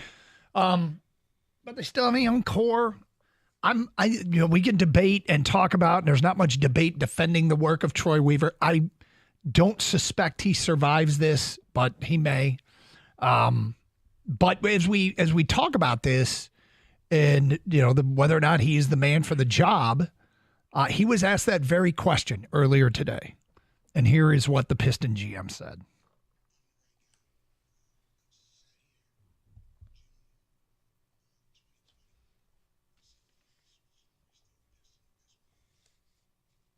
Okay, so there you go. I mean, do you think he's a GM next year? I think to start the year, yeah, because they entrusted him to work the trade deadline, and his plan is clearly to clear up cap space so they can spend it this summer. So spend it this summer, and then you'll make your decision. Hopefully by the trade deadline next year, this team's markedly better. If they're not, then if this team starts off slow again next year, and I mean, like, they don't have to start as slow as they have this year, but if they're like 10-30 through the first 40 games, first half of the season, yeah, time to cut bait, man, and probably a hell of a lot sooner than that. I mean, I think maybe I'm being kind with that, but they have to figure out if these guys can play together. I'm encouraged by what I've seen the last couple of games. They beat a good team and they beat a bad team. Tomorrow they're going to play a really good team, and we'll see how they do there. This is all on the road, but it's everything is about, can they play together? And are they starting to click now and playing the way that Monty Williams wants them to play? Are they playing Monty Williams basketball? Mm-hmm. Are they playing better defensively? Clearly they're shooting better, and maybe that's just the key. Well, if you shoot well, you can win games. Well, duh. Here we go. But if you can reduce your turnovers the second half of the season, if you can, knock off the scoring, your opponent's scoring by the end of the season here, the second half here, those are encouraging signs to move forward. But you still have to put together a team and find the other pieces that are necessary in the offseason. And if you're looking at max contracts, you find the right piece. What's the right piece that they need? It's so painful to think back about the situation they had last year. The worst record in basketball, they should have had the top pick, and they don't get it. And not only do they don't get it, they get kicked all the way back. How much different would this team look if they had Wembanyama? I mean, it would, but we've seen another GM who's had the same thing happen, and he has never, ever referenced that. And I didn't hear what Weaver did, but, I mean, Yzerman has never complained. And they've gotten destroyed in the lottery as well. Yeah, they have.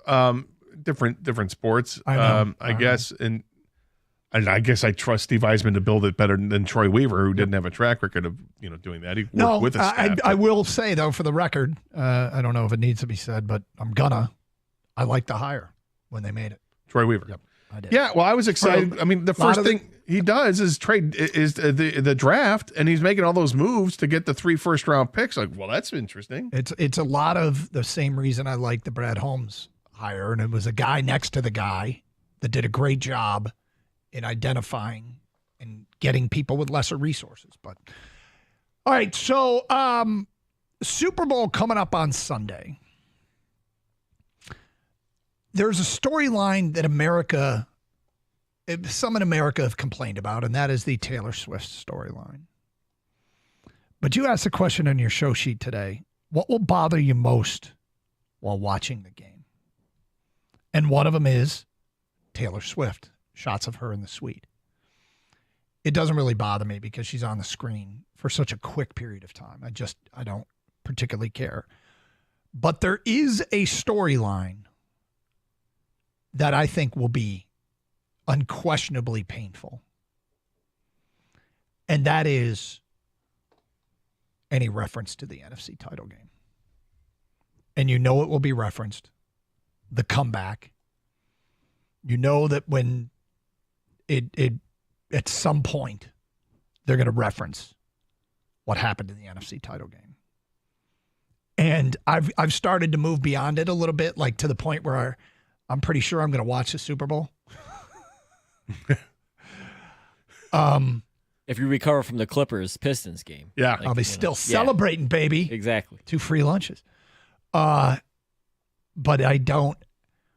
I think a lot of it might come rushing back in that moment because I think that storyline for us here in Detroit, give me all the Taylor Swift and none of the NFC title game references. Well, I'm sorry, because that's not going to happen. Because they are going to show. They're going to show highlights. It's going to be painful.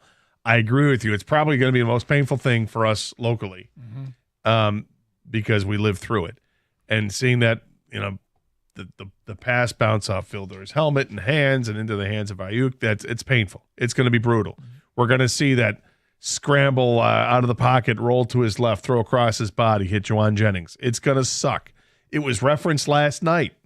The 17-point lead at halftime. It was referenced last night by Keegan-Michael Key, who's a Lions fan. He's doing his thing at the NFL Awards show last night, ripping on everybody, doing a great job. But, hey, he had to get his hometown team there as well. It's going to be awful to see that kind of thing. Yep. But I don't know if I'm in the minority on this or what. I don't care about the Taylor Swift stuff. I don't Meaning that it doesn't bother me. It's so quick. Go ahead and show her. Yeah, they're quick flash shots. They're not like there's not like Taylor Cam. I don't know. Are they going to do that? There's an alternative broadcast that just has Taylor Cam. I don't think so. So I don't know why it would get a number. People get so worked up about this, and they're just so stupid to get worked up about it. Oh, I'm done with the NFL. All I do is show her. They show her like 5 times a game at 3 seconds a pop, and you're upset about 20 seconds of a broadcast. So it's, I mean, what other storylines could be irritating from this game? I mean, I think the comparisons with Tom Brady and Patrick Mahomes, it's going to be done ad nauseum. Are we going to get tired of that? What about the Cinderella story that's Brock Purdy? Do you think there'll be too much of that during the broadcast? Maybe that's part of the reason I'm starting to jump on the side that it's not game man. He's really good, and just accept that he's good, because I don't want to hear about a Cinderella story. But the Cinderella story is that he's the last pick and late pick. I think everyone assumes. I think we all assume Tom Brady's pretty good at this point, right? I think the story is that he just came from no one expected it. Yeah. So I mean, if you come to accept the fact that Brock Purdy is good, the story is no one expected this. Yeah. I mean, I don't want to hear that either. I guess you're right. But how long did it take us to get used to the Kurt Warner story? That wasn't bad, right? Just get past it. Yeah. Undrafted guy, league MVP, Super Bowl champ, right? Then they make a movie out of it. Well, there's only one storyline that's going to bother me, and we're going to get hit with it, and it's going to suck. Well, I wonder if anybody, do people have another storyline that bothers them? Yeah. Is there something else out of the Super Bowl on Sunday that you're dreading? It can't just be Taylor Swift and Lions references, right? Well, there's the people think there's a Kansas City fatigue, seeing the Chiefs there so much, or so often it seems like, right? Because the Chiefs are a flat out dynasty, and people are, I don't know, I would think people like dynasties, but I guess not. Is the opposite true? We said, some people think, if we get beat, I want to get beat by the team that won the Super Bowl. How about beating the team that wins the Super Bowl? I mean, if the Chiefs won it, the Lions did beat them. I know it was forever ago. Yeah, it was. It was forever ago when both teams playing without some key players. But all right, 248-539-9797. It's Carson Anderson, 97.1, The Ticket.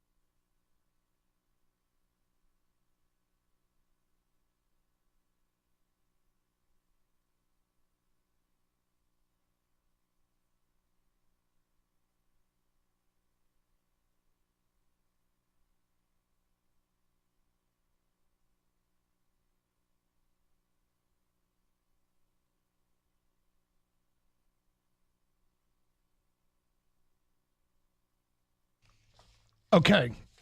We've talked about this quite a bit in the past. And when we do lottery topics, which come up every once in a while, and I will ask you and Kang, because you guys buy the dream, and if you win, will you purchase this? Will you purchase that? One of the things we've talked about is a suite at the Super Bowl. And I can't remember what you said. Do you remember what you said? If you won the lottery, would you buy a suite at the Super Bowl? If the Lions run it, I would, yes. But not otherwise, no. Okay. Kang, did you? I think I said no at the time. I just thought it would be too expensive. Okay. Well, I bring it up because Floyd Mayweather has purchased a suite at the Super Bowl. And it is a beast. Yeah, I don't think he just got a little, nosebleed seat but for himself, right? Do you know how big his suite is? I wouldn't realize it would be any bigger than the other suite. He gets 34 tickets. Okay. That's pretty big. I want to say it's like 2 normal suites then. I want to say like 17 tickets for a suite sounds normal. Unless you have a bigger one. I think it sounds like a pretty large suite. And I'm not saying it's not. I'm saying I think what it is 2 suites. Well, he's got 34 tickets. I mean, you did say no, that you wouldn't purchase a suite. Well, not for a game when my team's not playing. Yeah. Not for this one. Would you be able to fill it with 34 people? Yeah. Okay. Would it be difficult? It'd be difficult in logistics. That's the hard part. Like, am I just getting, okay, hey, I've got tickets to Super Bowl, you want it, you're there, it's up to you to figure out a way to get there? Is that how I'm treating it? I guess. Because if you're treating it that way, getting 34 people is awfully difficult. Yep. And hey, you got to pay for your own stay in Vegas. I mean, right, we're talking about real world people. And you would have to foot the bill for everybody. Does he invite real world people? Well, maybe his entourage is that big. Okay. So you have often said to me that I am on the cusp in your friend rankings. Mm-hmm. I feel like I come in anywhere between 5 and 10, and it fluctuates. It's probably pretty accurate. Okay. Has there been a time where he dropped outside the top 10? Sure. That's one of my favorite things about Gator is that he still has, when you're a kid, you have a best friend. You have a second best, like you rank your friends. Gator still does it as an adult. Well, I got East Coast, West Coast representation. I know, but I have friends on the West Coast too, and I don't rank them. Oh, they're probably not really good friends either. Well, with that said, my Gator, best friend moved out to the West Coast, so that's, right. And I had what I would have deemed at the point in my time, in my life, a best friend that moved to the East Coast. But I still wouldn't call him now my best friend. But anyway, long story short. I'm sorry, Doug. Who's like 34 and who's 35? Like, can you imagine that cut line? Would it get uncomfortable? I think it would. And I mean, even just like, let's say you got 34 tickets to a Tigers game, right? Yeah. So where you don't have to have people fly in from out of town. You don't have to put them up at a hotel. Local. Everyone's local. Just, hey, we're going to meet up at the Elwood. I'll hand out the tickets and we'll go into the game or whatever the case is now with the phones. Yep. Just to find 34 people, could I find 30? I think I can, but there would no doubt there'd be a last second cancellation. Yep. And then you'd be pissed about it because you did have to cut it off at some point. If you're inviting one person, you might really be inviting 2, whether you want to or not. You have to. Yeah, bring your wife, bring your husband, whatever it is, your boyfriend, girlfriend, whatever. Go ahead and bring them. And because of that, there's no way that you are going to like each of the 34 people. Absolutely There not. are going to be people that I already know. No, are coming along with that you don't want there. Right. Like, am I seriously going to invite this person? I can't stand that guy. This would be one of those texts you send out where you tell them also, hey, don't say anything to anybody. You know, because they can't, in case they ask people that you're not inviting, it's going to get awkward. And just listen, you're on the list. Yeah. Don't say anything yet. This is the Super Bowl. I mean, this is like, this is who big. else is going?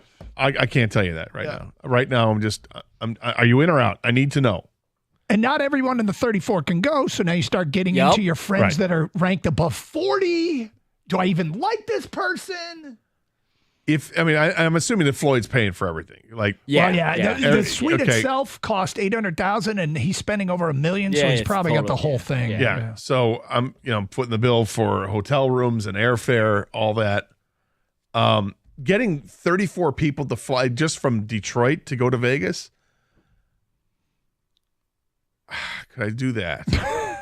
That might be pushing it. If you told 34 people in your sphere, I got a free Super Bowl ticket in a suite for you, you just got to get there. I'm not sure I could get 34 people to go. No, because it's like everybody else is trying to get, if they're trying to get a Super Bowl, any ticket to Vegas right now, Detroit to Vegas, I bet you is an expensive ticket right now. Yep. And hotels ain't cheap. But if you're footing the bill for that stuff, like I could tell some friends of mine out, let's say I've got 30 people here in the Detroit area. They're going to go, hey, we're going to charter a flight. We're going to get out there. I got you. And then my other friends elsewhere, I could say, look, can you get to Vegas? Can you drive there? My friend's from LA. Can you drive to Vegas? It's a 4-hour drive. Yeah, no problem. Okay. Look, I got a hotel room set up. I got you, and I got a ticket. Like that I can do, and that's going to bring the number down a little bit for the people that I have to worry about from Detroit. I got a buddy of mine who lives in Vegas. Hey, bring your girlfriend. That's not a problem. I don't think I can get 34 I know some people in Arizona that I might ask. Well, this question might be for you, Doug. Would you leave some seats open?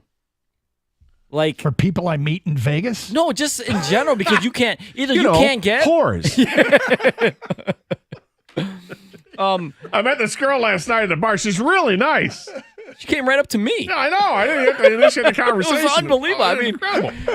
I might be in love. I looked pretty good that day, but my goodness. I was at the strip bar last night, and this girl just sat and talked to me the longest time without any clothes on. I couldn't believe it. Right on my lap. I mean, unbelievable. I think she likes me. I felt obligated to hand her $40, but you know. But Gator, do you start inviting people or Doug that you kind of don't even want or like, just because Would this I is rather a big have the ticket? seat Yeah. go empty than invite a fringe friend? Yes. The answer's probably I'd rather have the seat go empty. I'll have the seat go empty. Because I don't need some jackass who's on the fringe, the periphery, to ruin my day. In fact, let's say that, if I tell you can bring one person with you, but I have to clear it. I need to know who it is. And your buddy says, "Hey, I'm going to bring Tom. Is that cool?" Like, no, it's not cool at all. It's not cool at all. Tom is out. You can think of somebody else, and if not, then you're just coming by yourself. Or you're not coming at all. Yeah, or don't worry about it. But no, I have to have the final say in this. I'm footing the bill. I don't need someone ruining my day. Well, I'm going to guess that Floyd Mayweather is going to have no problems filling the 34-person suite. I think. Now, if the Lions are in the game. I think Floyd's used to doing things like this. Probably. If the Lions are in the game, that suite gets filled easily. Oh, no, that's not difficult at all. Now that gets awkward because there's people that definitely want to go. Yeah, you're gonna. That's true. You're gonna have to say no to. I mean, it changes. Like it goes from like if the Lions, like if it's just a Super Bowl game and I'm gonna bring people, I'm bringing friends, whatever. If it's the Lions, it's like okay, family first and foremost. How deep are we going on the family? Like if you ask your brother that his entire family has to go entire to family, sure, I have no problem with that.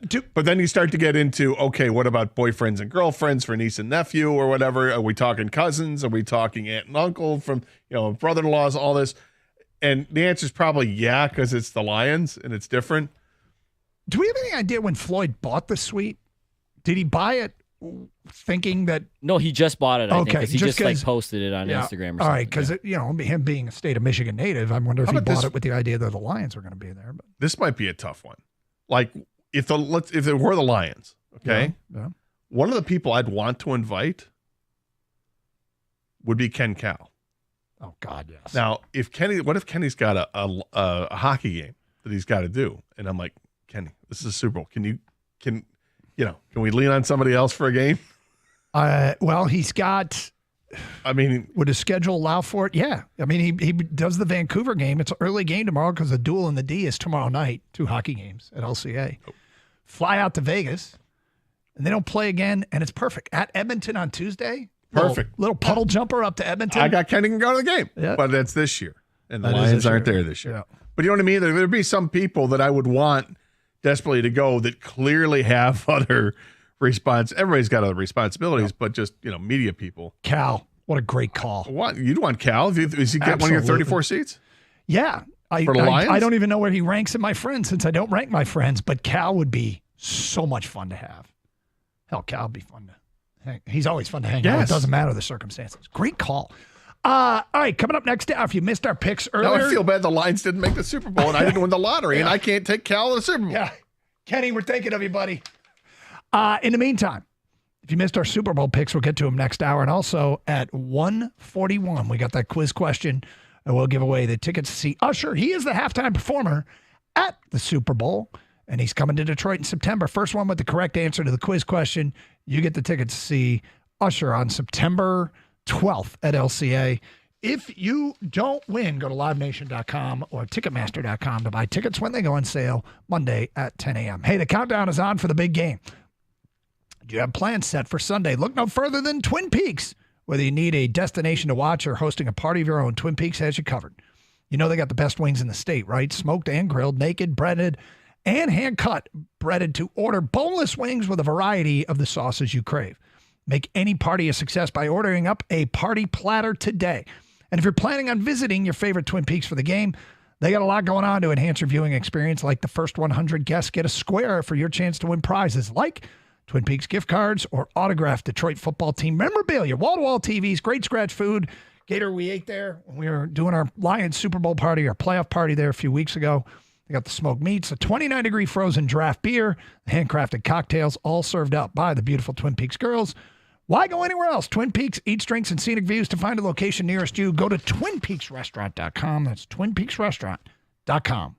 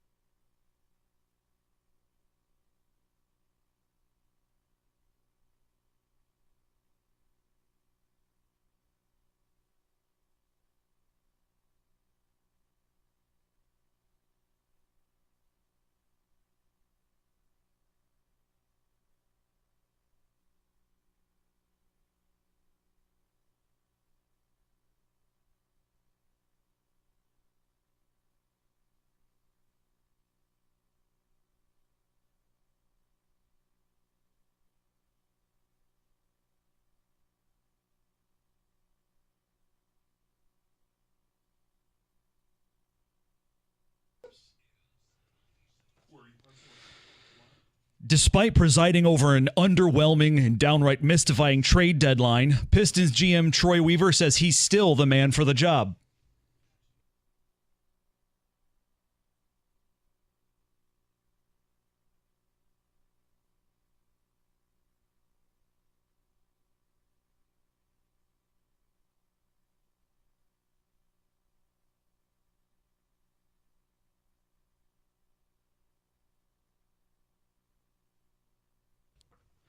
Pistons have won back-to-back games for the first time in 3.5 months after last night's comeback win at Portland. Detroit trailed by 23 with 5 minutes left in the third, ultimately winning in overtime 128-122. The Pistons did it with just 7 players available from their main roster following Weaver's deadline dealing. Michigan football has reportedly hired Wink Martindale as their new D coordinator. Martindale has coached in the NFL for 20 years, most recently as the Giants DC. He hasn't coached in college, though, since 2003 when he was Western Kentucky's D coordinator. And Ohio State is looking for a new play caller for the second time in a month. In mid-January, Ryan Day hired Bill O'Brien to run the offense for the Buckeyes. Now, O'Brien has been hired as Boston College's next head coach. At the Corwell Health Update Desk, I'm Beanie Howell. For more, go to 97.1 The Ticket or Odyssey.com.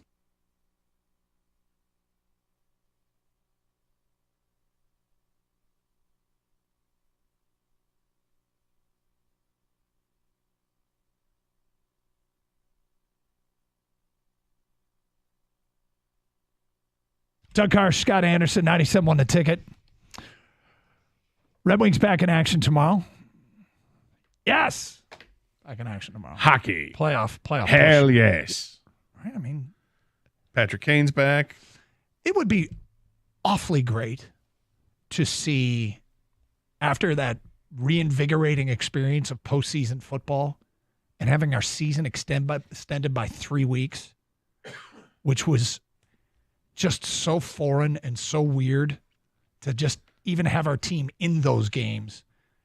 It was fantastic. And now the Red Wings have got like this 2-month push to also be back. Well, we are 4 weeks away from the trade deadline. Mm-hmm. It is, I believe, March 8th. Yep. It looks like the Red Wings will be active, barring any sort of catastrophe between now and then. I thought it was great listening to Derek Lalonde talk with the morning show the other day, and they flat out asked him. They said, Stoney asked him, said, is there something you want Steve Yzerman to go out and get for this team? And I expected the answer to be in the form of, well, we like our team a lot, and we'll let Steve cook. Whatever he's going to do, he's going to do. But we're anybody that can help. Yeah, right, something like that. And that's not what his response was. His response was, we could use a forward. And I'm like, whoa.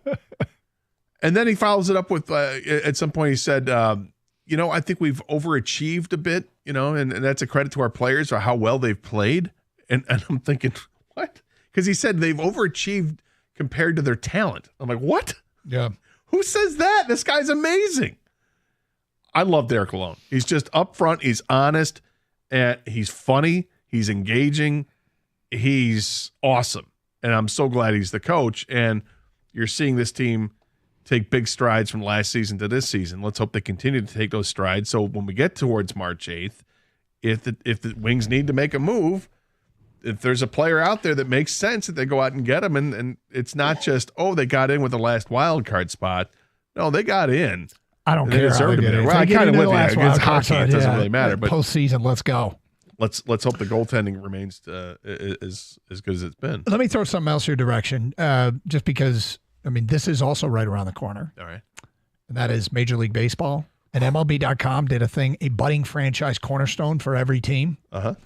And so they're picking, they have requirements. You have to be 25 years or younger, and you have to have debuted in the MLB prior to 2024. And then they write, unless he's already signed a long-term contract. So Cole Keith. But the budding cornerstone for the Detroit Tigers is Riley Green. But here's what they write about the Tigers. People really might be sleeping on the Tigers. Yes, they might. Yes. Then he writes, they're in a position to have a quartet of Green, Spencer Torkelson, Cole Keith, and Kerry Carpenter all at their peaks through at least the 2028 season. And hey, man, I'm so hopeful that they can give us entertaining baseball. But it does feel like, Scott, we've made it through the dark times. I certainly every hope team so. But the Pistons. Yeah, well, and look, they've been fun to watch last 2 nights, but I really hope so too. Because this town, when the sports teams are good, this town is the best. When particularly with the Tigers, because it's all summer long. You get good crowds downtown. It ends up being something you want to do on the weekend. Hey, what's going on? Let's go to a Tiger game. All right, let's do it. It shows off the city. It's great. The Red Wings, dying to see the Red Wings host a playoff series. Yep. At LCA. And win one of the first 2 games. Yeah. I think that's huge because they'll go on the road, and if they can split on the road, look, we don't even know that they're going to make the playoffs, let alone who the opponent is. But if they come home tied at 1, we will have such a coveted Red Wing ticket for that playoff game. It's gonna be great. And I'm just going to say this about the Pistons, and then maybe duck for cover. But at some point, you've bottomed out and start to climb back up. And when the Lions were 1-6 last year, and they beat Green Bay and Chicago in back-to-back weeks, we didn't really think much of it at the time. Now, then when they followed that up by winning, was it 7 of their last 9? Or 8 of their last 8 of 10? Then we were like, oh, this might be something. So the Pistons have won back-to-back games. I see what you're trying to do. Well, as far as just play better. Okay? I don't expect this team to win 50% of the games away the rest of the way, because that's not how this is going to go. But what do they have left? 30 games? 31 games, I think, left? Yep. Whatever it is. Can you win 8 of them? 10 of them? Can you get in that range? I feel like it's a stretch because they've won, 8 games, 9 games all season long? And you're asking them to do the same thing for the rest of the way? Well, yeah, for me to be encouraged, yeah, I am. Okay, hey, if they win, get these guys playing basketball, team basketball. I'm getting ready to bet you and Kang that they're going to win 4 in a row. Oh, don't. I'm not going to. I'll take it. Welcome to Kang Casino. Seriously. Your suite's this way, sir, Mr. Kirsch. No, I'm all good. Yeah, but the excitement about all the teams is. I saw a headline today in the Free Press about the Tigers, and I just had to smile and laugh about it because this is pre-spring training hype. Yep. Right? Like what is it we never get pre-spring training hype. No, and we get the hype like, okay, they just reported and so-and-so's the best shape of his life, the bat side, the ball off the bat different. Hey, the hitting the mitt just sounds like it's a heavy fastball, whatever. Check out this headline. Tigers Justin Henry Malloy wows with plate judgment. Quote, if he takes it, it's a ball. I mean, come on, already? Yeah, already. They haven't reported. They got a couple weeks yet, and we're going to hype up his plate discipline already. Right already. That story gets released, and then you get an email from the Tigers saying reserve your spot for playoff tickets. Right. Mark Canha, World Series realistic goal for Tigers in 2024. Okay, easy, Mark. Easy. Tigers trade infielder Nick Maton to Baltimore Orioles for cash considerations. Wait, that doesn't mean. All right, so we mentioned it earlier in the show. If you missed it, Gator and I are both taking the Chiefs to win the Super Bowl. Kang's got the 49ers. I just can't move past Mahomes' experience in this game, his ability to avoid the pass rush. He almost never gets sacked. I think 3.6% of dropbacks or something like that. The Kansas City defense against the San Francisco offense, much respect to San Francisco for their run game. They were 3rd in the NFL in rushing yards per game this year. McCaffrey's a beast. But Kansas City did a fine job making sure Lamar didn't kill them. As much as I do respect McCaffrey in that run game, I like the Kansas City defense matching up against the San Francisco run game to keep it from being a fatal rushing attack. And I love the Kansas City pass defense. They've held opposing number 1 receivers to 49.4 yards per game. L'Jarius Sneed gave up his first touchdown pass of the year in man coverage against the Bills in the second round of the playoffs. They've just been so good. And I mean, and you're going to make a case around Mahomes, and that might be enough, honestly. Well, and I think it's kind of where it's the easy button to push is, okay, Patrick Mahomes. But they say keep it simple, stupid, and it's simple. I have a hard time betting against Patrick Mahomes. And you look at the team, of course, it's a team sport. Defensively, they've stepped up their game. They limited what the Dolphins could do. You know, they held them to 7 points. They held Baltimore Ravens and Lamar Jackson, the league MVP, to 10 points. They won that game on the road in the AFC Championship game. They won on the road at Buffalo, which Lord knows that's a tough place to win, and they did. And they were able to handle Josh Allen and everything comes at him. I think it comes down to the experience that they have. They've been there. They're in the midst of being a dynasty team. They're not ready to relinquish. Mahomes wants another one. He's hungry as hell, and he knows he's building his legacy right now. I think he's one of these guys that thrives on it. I think he's one of these guys that you tell him you can't do something, he's like, watch, hold my beer. And he's just phenomenal. And the addition with that, they can run the ball a little bit. San Francisco was giving up yards on the ground. All right, the Lions ran over him pretty well. The Packers were able to run a little bit against him as well. Can the Chiefs get their running game going?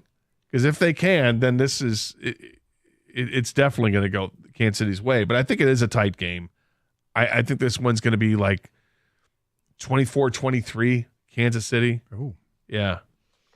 I think it's going to be tight. But I think Kansas City has the ball in their hands at the end of the game, either to salt the game away or they're down 23-21 and they kick a field goal to win it because Mahomes leads them to a field goal range. It's tough to bet against Mahomes, but I'm going to here because I just think the Niners are the most well-rounded team they've played all year long. The Chiefs, they finished the regular season 11-6. They're absolutely beatable this year. They've shown it, 6 times this year where they did get beat. They've had a great playoff run. Very deserving AFC champion.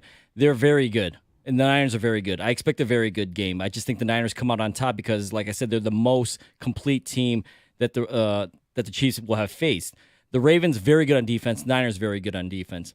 The Ravens really rely on Lamar Jackson on offense, and I think that's where the Niners have the edge here. Is they have just a more well-rounded offensive team. Brock Purdy, the weapons with Kittle, Ayuk, Deebo Samuel, obviously Christian McCaffrey, the offensive player of the year. If the Niners can stop the run from the Chiefs with Pacheco, because they can run the ball at times, if they stop that and just make Mahomes and Kelsey try to beat them, I think the Niners end up on top. The Chiefs didn't even score a point in the second half against the Ravens. The Chiefs are a very, very good defensive team, and that's kind of what they are now, and they rely a lot on Mahomes. Mahomes is a magical magician back there and does things that you don't think can be done. At some point, it's too much, and I think the Niners will provide too much resistance this time. Really hope you're wrong. Really hope you're wrong. But if you want to get your pick in, now's the time to do it. 248-539-9797. We got a Super Bowl edition of Fun with Vegas Odds coming up today at 122 here on Karsch and Anderson, 97.1 The Ticket. February is the month of love and chocolates, and Sarah Chevrolet Sterling Heights has sweet deals that you're going to love. As the #1 volume Chevy dealer in Michigan, Sarah Chevrolet Sterling Heights has a huge inventory of popular models like the legendary Silverado or the award-winning Equinox arriving daily. Plus, Sarah Chevrolet Sterling Heights is showing their love for their community with the quarterly blood drive on Friday, March 1st. Sarah Chevrolet Sterling Heights, 17.5, and Van Dyke in Sterling Heights. Call 87-SAY-SARAH. That's 87-SAYSERRA. Or go to saysarah.com. Together, let's drive.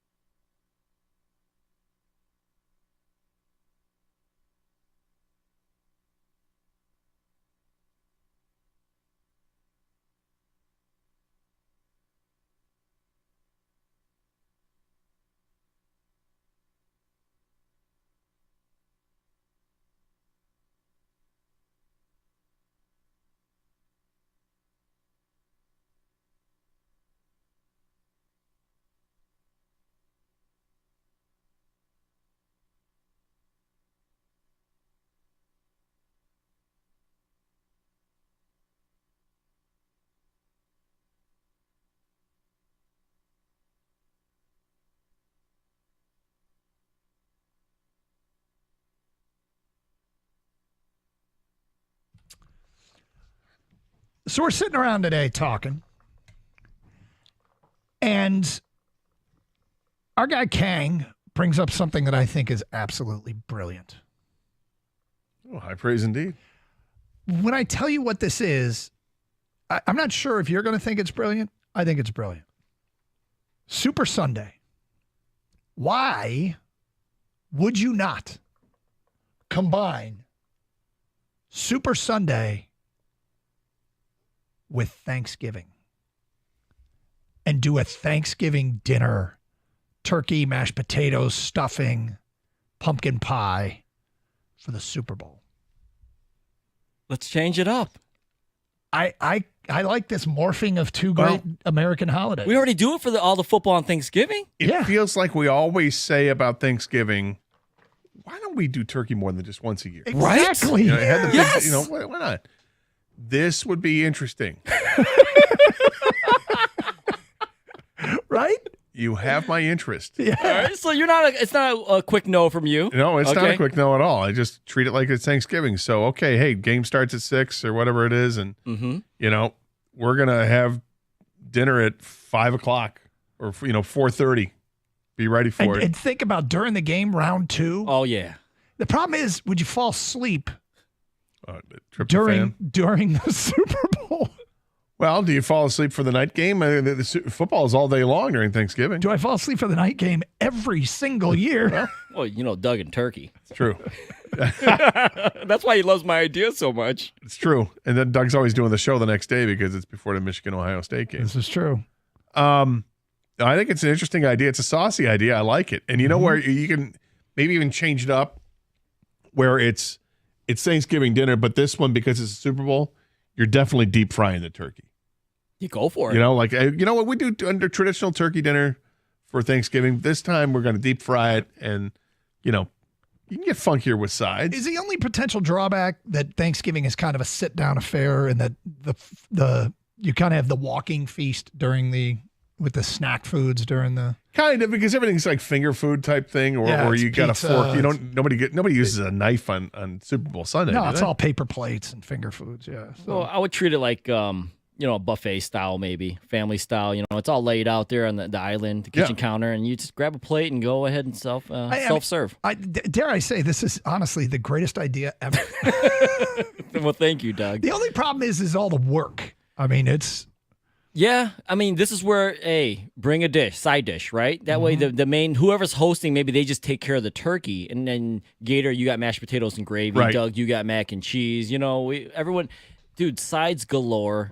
And bring the pies, bring the desserts, Sweet, sweet mac and cheese. We only do the Thanksgiving, the turkey meal for Yeah. Thanksgiving. Yeah. Why are we not doing this again? We do. Some people might do it on Christmas as well. Yeah, we've been known to have turkey on Christmas as well. But, I mean, for F's sake, bring on the Thanksgiving dinner at the Super Bowl. Yeah, and it's easy enough once you're carving up the turkey to just cut it into smaller pieces. Keep carving. Keep going, dice it up, whatever it is. So I don't have to worry about using my own knife. I can just use the fork. Gravy, mashed potatoes. Not a bad idea, is it? It's not a bad idea. I don't hate it, man. I don't hate it. All right. All right. Well, we've started. Hopefully, we start a movement. I mean, it was Kang that started the griddle movement. Yeah, you didn't buy that one right away. No, I didn't. But now I'm in. I've done this once this week and twice in the last 2 weeks with the grill I have at home. Yeah, that's part of my range. Ever get the egg beaters in the carton? Yep. As opposed to getting eggs, they take like the cholesterol out or whatever, and it's already beaten eggs, right? Yep. So I decided to try that and use that for French toast. Okay. Best decision I've ever made. Yeah, that sounds pretty good. Just pour some in the bowl or whatever, add some cinnamon, some vanilla, and a pinch of salt. Mix it well together, and dunk that bread in there and threw it right on the griddle or the flat top, I guess. Man, that was fantastic. Best French toast I've ever had, and I made it myself. I'm not mad at you. It's well done. All right, time for some fun with Vegas odds. We do this every once in a while. We find things with similar odds, and we say if you had to bet one, which would you bet? You ready? I am. There we go. It's a Super Bowl edition. We start with things that are 7-1. 7-1. The first song played during the halftime show by Usher is Yeah. Yeah. Texas to win the college football natty next year, 7-1. The Wisconsin Badgers to go to the Final Four this year, 7-1. Juwan Jennings to score a touchdown in the Super Bowl, 7-1. And an interception return for a touchdown in the Super Bowl, 7-1.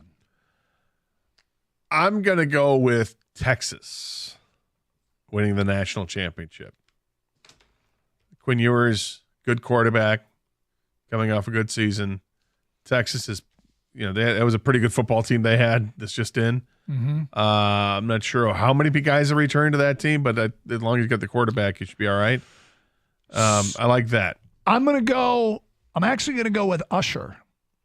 That Yeah is the first song he plays at the Super Bowl, given the tie-in to Vegas with the movie The Hangover. And we know it's always popular to have other artists show up on stage.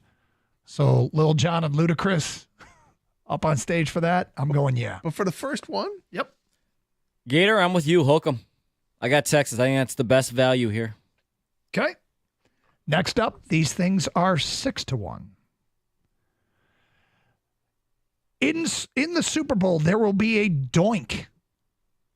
Is 6-1. I can't believe it's only 6-1, but it is. Duke to the Final Four, 6-1. Clyde Edwards-Helaire will score a touchdown in the Super Bowl, 6-1. Jalen Brunson wins the NBA three-point shootout, 6-1. And the first Kansas City fan to be shown on the TV broadcast will be Rob Riggle, 6-1. I don't know when does the broadcast start? Like from the moment of the kickoff, or is this like part of the pregames? I'm going to rule that out. I hate saying it. Duke is Duke. I don't even know what kind of team they have this year, but does it really matter? It feels like when the tournament starts, Duke gets favorable treatment, and they end up with a Final Four. I'm going to go with Clyde Edwards-Helaire to score. I like that one too. All right. I actually, Duke's really good this year, Gator, by the way. But I think they always choke when they're really good, it seems like. I know that doesn't make sense because they've got multiple Final Fours and championships, but they also choke a lot. So I'm going to lean on the side of choke this year, and I'm going with Jalen Brunson at 6-1 to win the three-point contest. Okay, this one's a little different. I started to do it, and it probably wasn't a good idea, and I only came up with 3 things. But we're going to do it anyway. Which of these is most likely to go over 7.5? Most likely to go over 7.5. Gotcha. Number of times Taylor Swift is shown on the TV broadcast. Over 7.5. The Maryland Terrapins college football wins next year. 7.5. USC wins next year. 7.5. If you had to bet the over on one of those 3, which would you bet? I will go with USC 7.5. I know they don't have Caleb Williams, but the quarterback who came in and played their bowl game was outstanding. He had a ridiculously good game. Yes, he did. And I think teams going out to play at USC from the Big Ten, they're not going to be used to doing that kind of travel. I think they can get 8 wins. I'm going Taylor Swift. A number of times shown on TV over 7.5. Let's hope. Yeah, I'm going Taylor Swift as well, Doug. I think this is the last chance Goodell in the NFL has a chance to milk that, squeeze the juice out of that thing. Sure. So, Oh, you don't believe in a long-term relationship? I hope those kids make it. I do too. But just in case they don't, I think they show Taylor Swift as much as they can. There it is. Another edition of Fun with Vegas Odds. We're giving away tickets to see Usher at LCA at 141. Stick with us here on Carson Anderson, 97.1 The Ticket.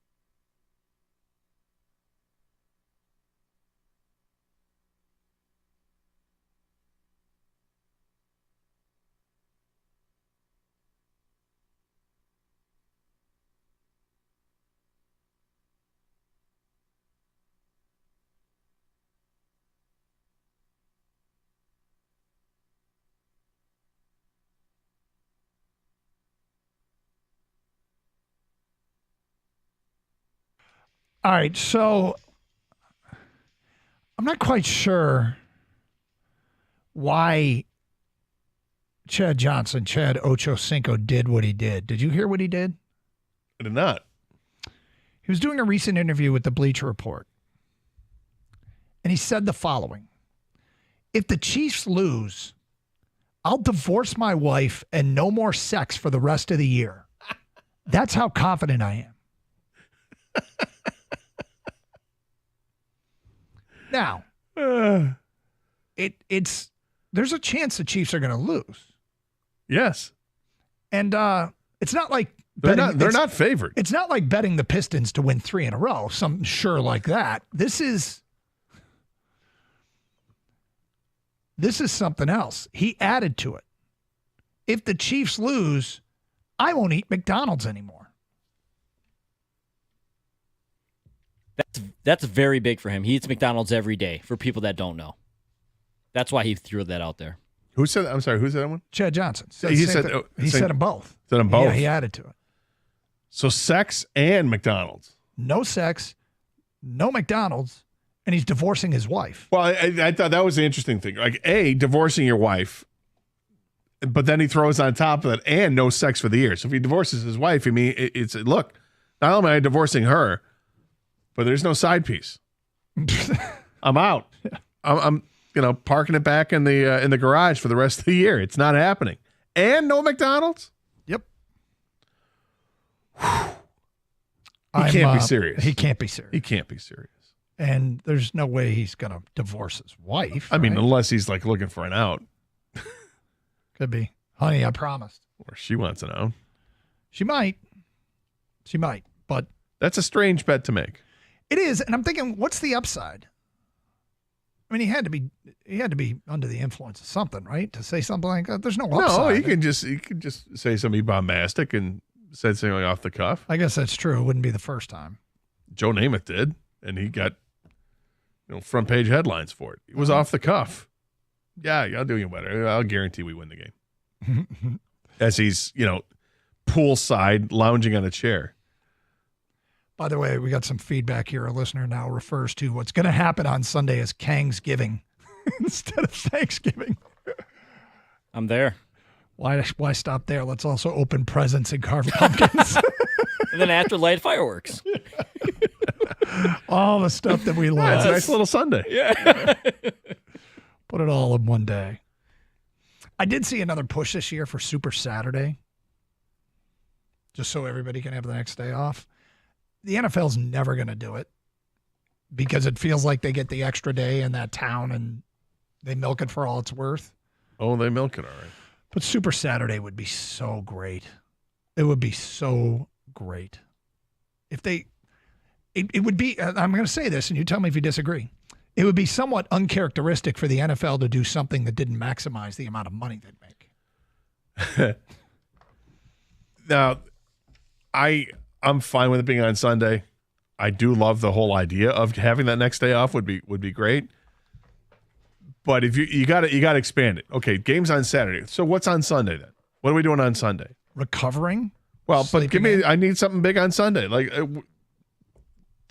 let's get the NHL game outdoors. I always thought the NHL outdoor game should not be on New Year's Day. It should be on the Saturday or Sunday in between the AFC and NFC title game and the Super Bowl, or earlier in the day on Super Sunday. If they played that game at like 1 o'clock, I think it would get a lot of eyeballs because of Super Bowl parties, and they'd put that game on. Maybe I'm wrong, but I was just But praising. I'm just saying, if you're going Saturday with the game, then give me something fun to watch on Sunday. I'll watch a Taylor Swift concert on Sunday if they give me the Saturday Super Bowl. Like, honestly, please move. I know I'm with you, Doug. They're never going to do it. No. But that would change my weekend. Whether attending parties, things like that. That's a big deal. Also, they're never going to do it because the media talking about the following day on Monday, all that stuff. So it's always going to be on Sunday. But if they moved it to Saturday, mm-hmm. man, I mean, football's played on Sunday. It's always been.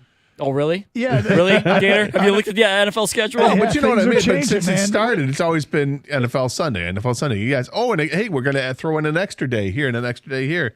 Get that. But the standard is always, it starts on Sundays. Dude, so we're moving towards a Super Bowl on a Thursday in Sri Lanka. What if- before No, long. dude, on a Wednesday and on Mars. I mean, I'm here for it. Let's plan it. Okay, so I'm saying you do the NHL outdoor game, do that on Sunday, do the match. Have your golf foursome out there. Look at you. And I think that's enough, and then finish up with an NBA game at night. I'm not going to argue with you. You set up for every year. You have that Sunday night game is going to be, the repeat of the NBA championship. All right. Other news. You're welcome, Doug. It's a great. We're full of great ideas. Kangsgiving, Super Saturday. Michigan has added a defensive coordinator. Wink Martindale is brought in off the Ravens tree. As Jansen put it this morning, they got people off the Ravens defensive branches with McDonald and Minter. Now they got the trunk and a guy that oversaw the position with the Baltimore Ravens for 4 years, Wink Martindale. So that is their defensive coordinator moving forward. And the question about him is the biggest question would be how do you recruit when you come from the NFL to the collegiate level? How do you recruit? Well, and he left a situation where the Giants were pretty good defensively, but I guess he was upset that they fired one of his assistants. He was livid about it, and then screamed at the head coach about it. So it was clear that he was not long to be the DC there. Is that anything to be concerned about or not? I don't know. Look, he's got a heck of a reputation for the last 5 years. If you watch any of those games, you can't help but hear his name being mentioned. I think large part because people like to say Wink. But Baltimore has always had great defenses. Was it him or was it? Hey, this is just or was it Wink? Or was it Wink? Well, the thing about it is, was it Jim Martindale or was it just the? Maybe that's the approach I'm going to. I can just call him Jim from now on. Is it Jim Martindale or was it the defense Baltimore had going into it? If you are on the Michigan defense, and we're speaking specifically to you, you're going to be running very similar concepts. I mean, that's a continuity will be kept in place. Is one of the reasons why there is a degree of excitement about this. So Wolverine's got their guy there defensively. In the meantime, as we mentioned, the Red Wings back in action. Big game for the Pistons tomorrow as they go for 3 in a row and can try and take out the LA Clippers. Did you say you watched the opening monologue last night from the NFL Awards? Yes. Keegan-Michael Key did very well? Yeah. That's awesome. Yeah, I thought he was great. Had a couple cracks on Jerry Jones, which was fun. What was his line about Taylor Swift? I forget. She's in Japan. And the only thing further from the Super Bowl, the Carolina Panthers. Yeah, that was good. He mentioned, he goes, there have been other pop stars that have been dating NFL players. He goes, look at Ciara and Russ Wilson, Tony Romo and Jessica Simpson, Peyton Manning and Brad Paisley. Thought that was funny. Oh, that's great. And then they go ahead and give out the award for the moment of the year. And that's when I turned it off. Yeah, you did see what it was. Is that what made you? Okay, you turned it off after you saw what it was. As soon as I saw that award, I'm like, all right, I'm done with that. Maybe I'll come back later in the show, but I'm out. It was a CeeDee Lamb touchdown pass against the Lions. Yeah. If I were Keegan-Michael Key, I would have said, wait a minute, the 2-point conversion against Dallas, that's not the play of the year? That's not the moment of the year? Plus, there were other plays. I'm like, how is that not? There was that punt return at the end of regulation. In a wildly satisfying Lions season, there's some stuff that still stings. Yeah. And that was one of them. All right, you ready to give away these tickets to see Usher? Yes. Here we go. First one with the correct answer to the following question. You get the tickets to see Usher. Gator, earlier in the show, did an impression of the Alabama baseball coach banned for gambling. What was the name of the fictional player's dog the Gator used in that impression? What was the name of the fictional player's dog? First one with the correct answer at 248-539-9797. On the scent. He's on the scent. You get tickets to see Usher past, present, future at Little Caesars Arena on September 12th, 2024. Win them before you can buy them.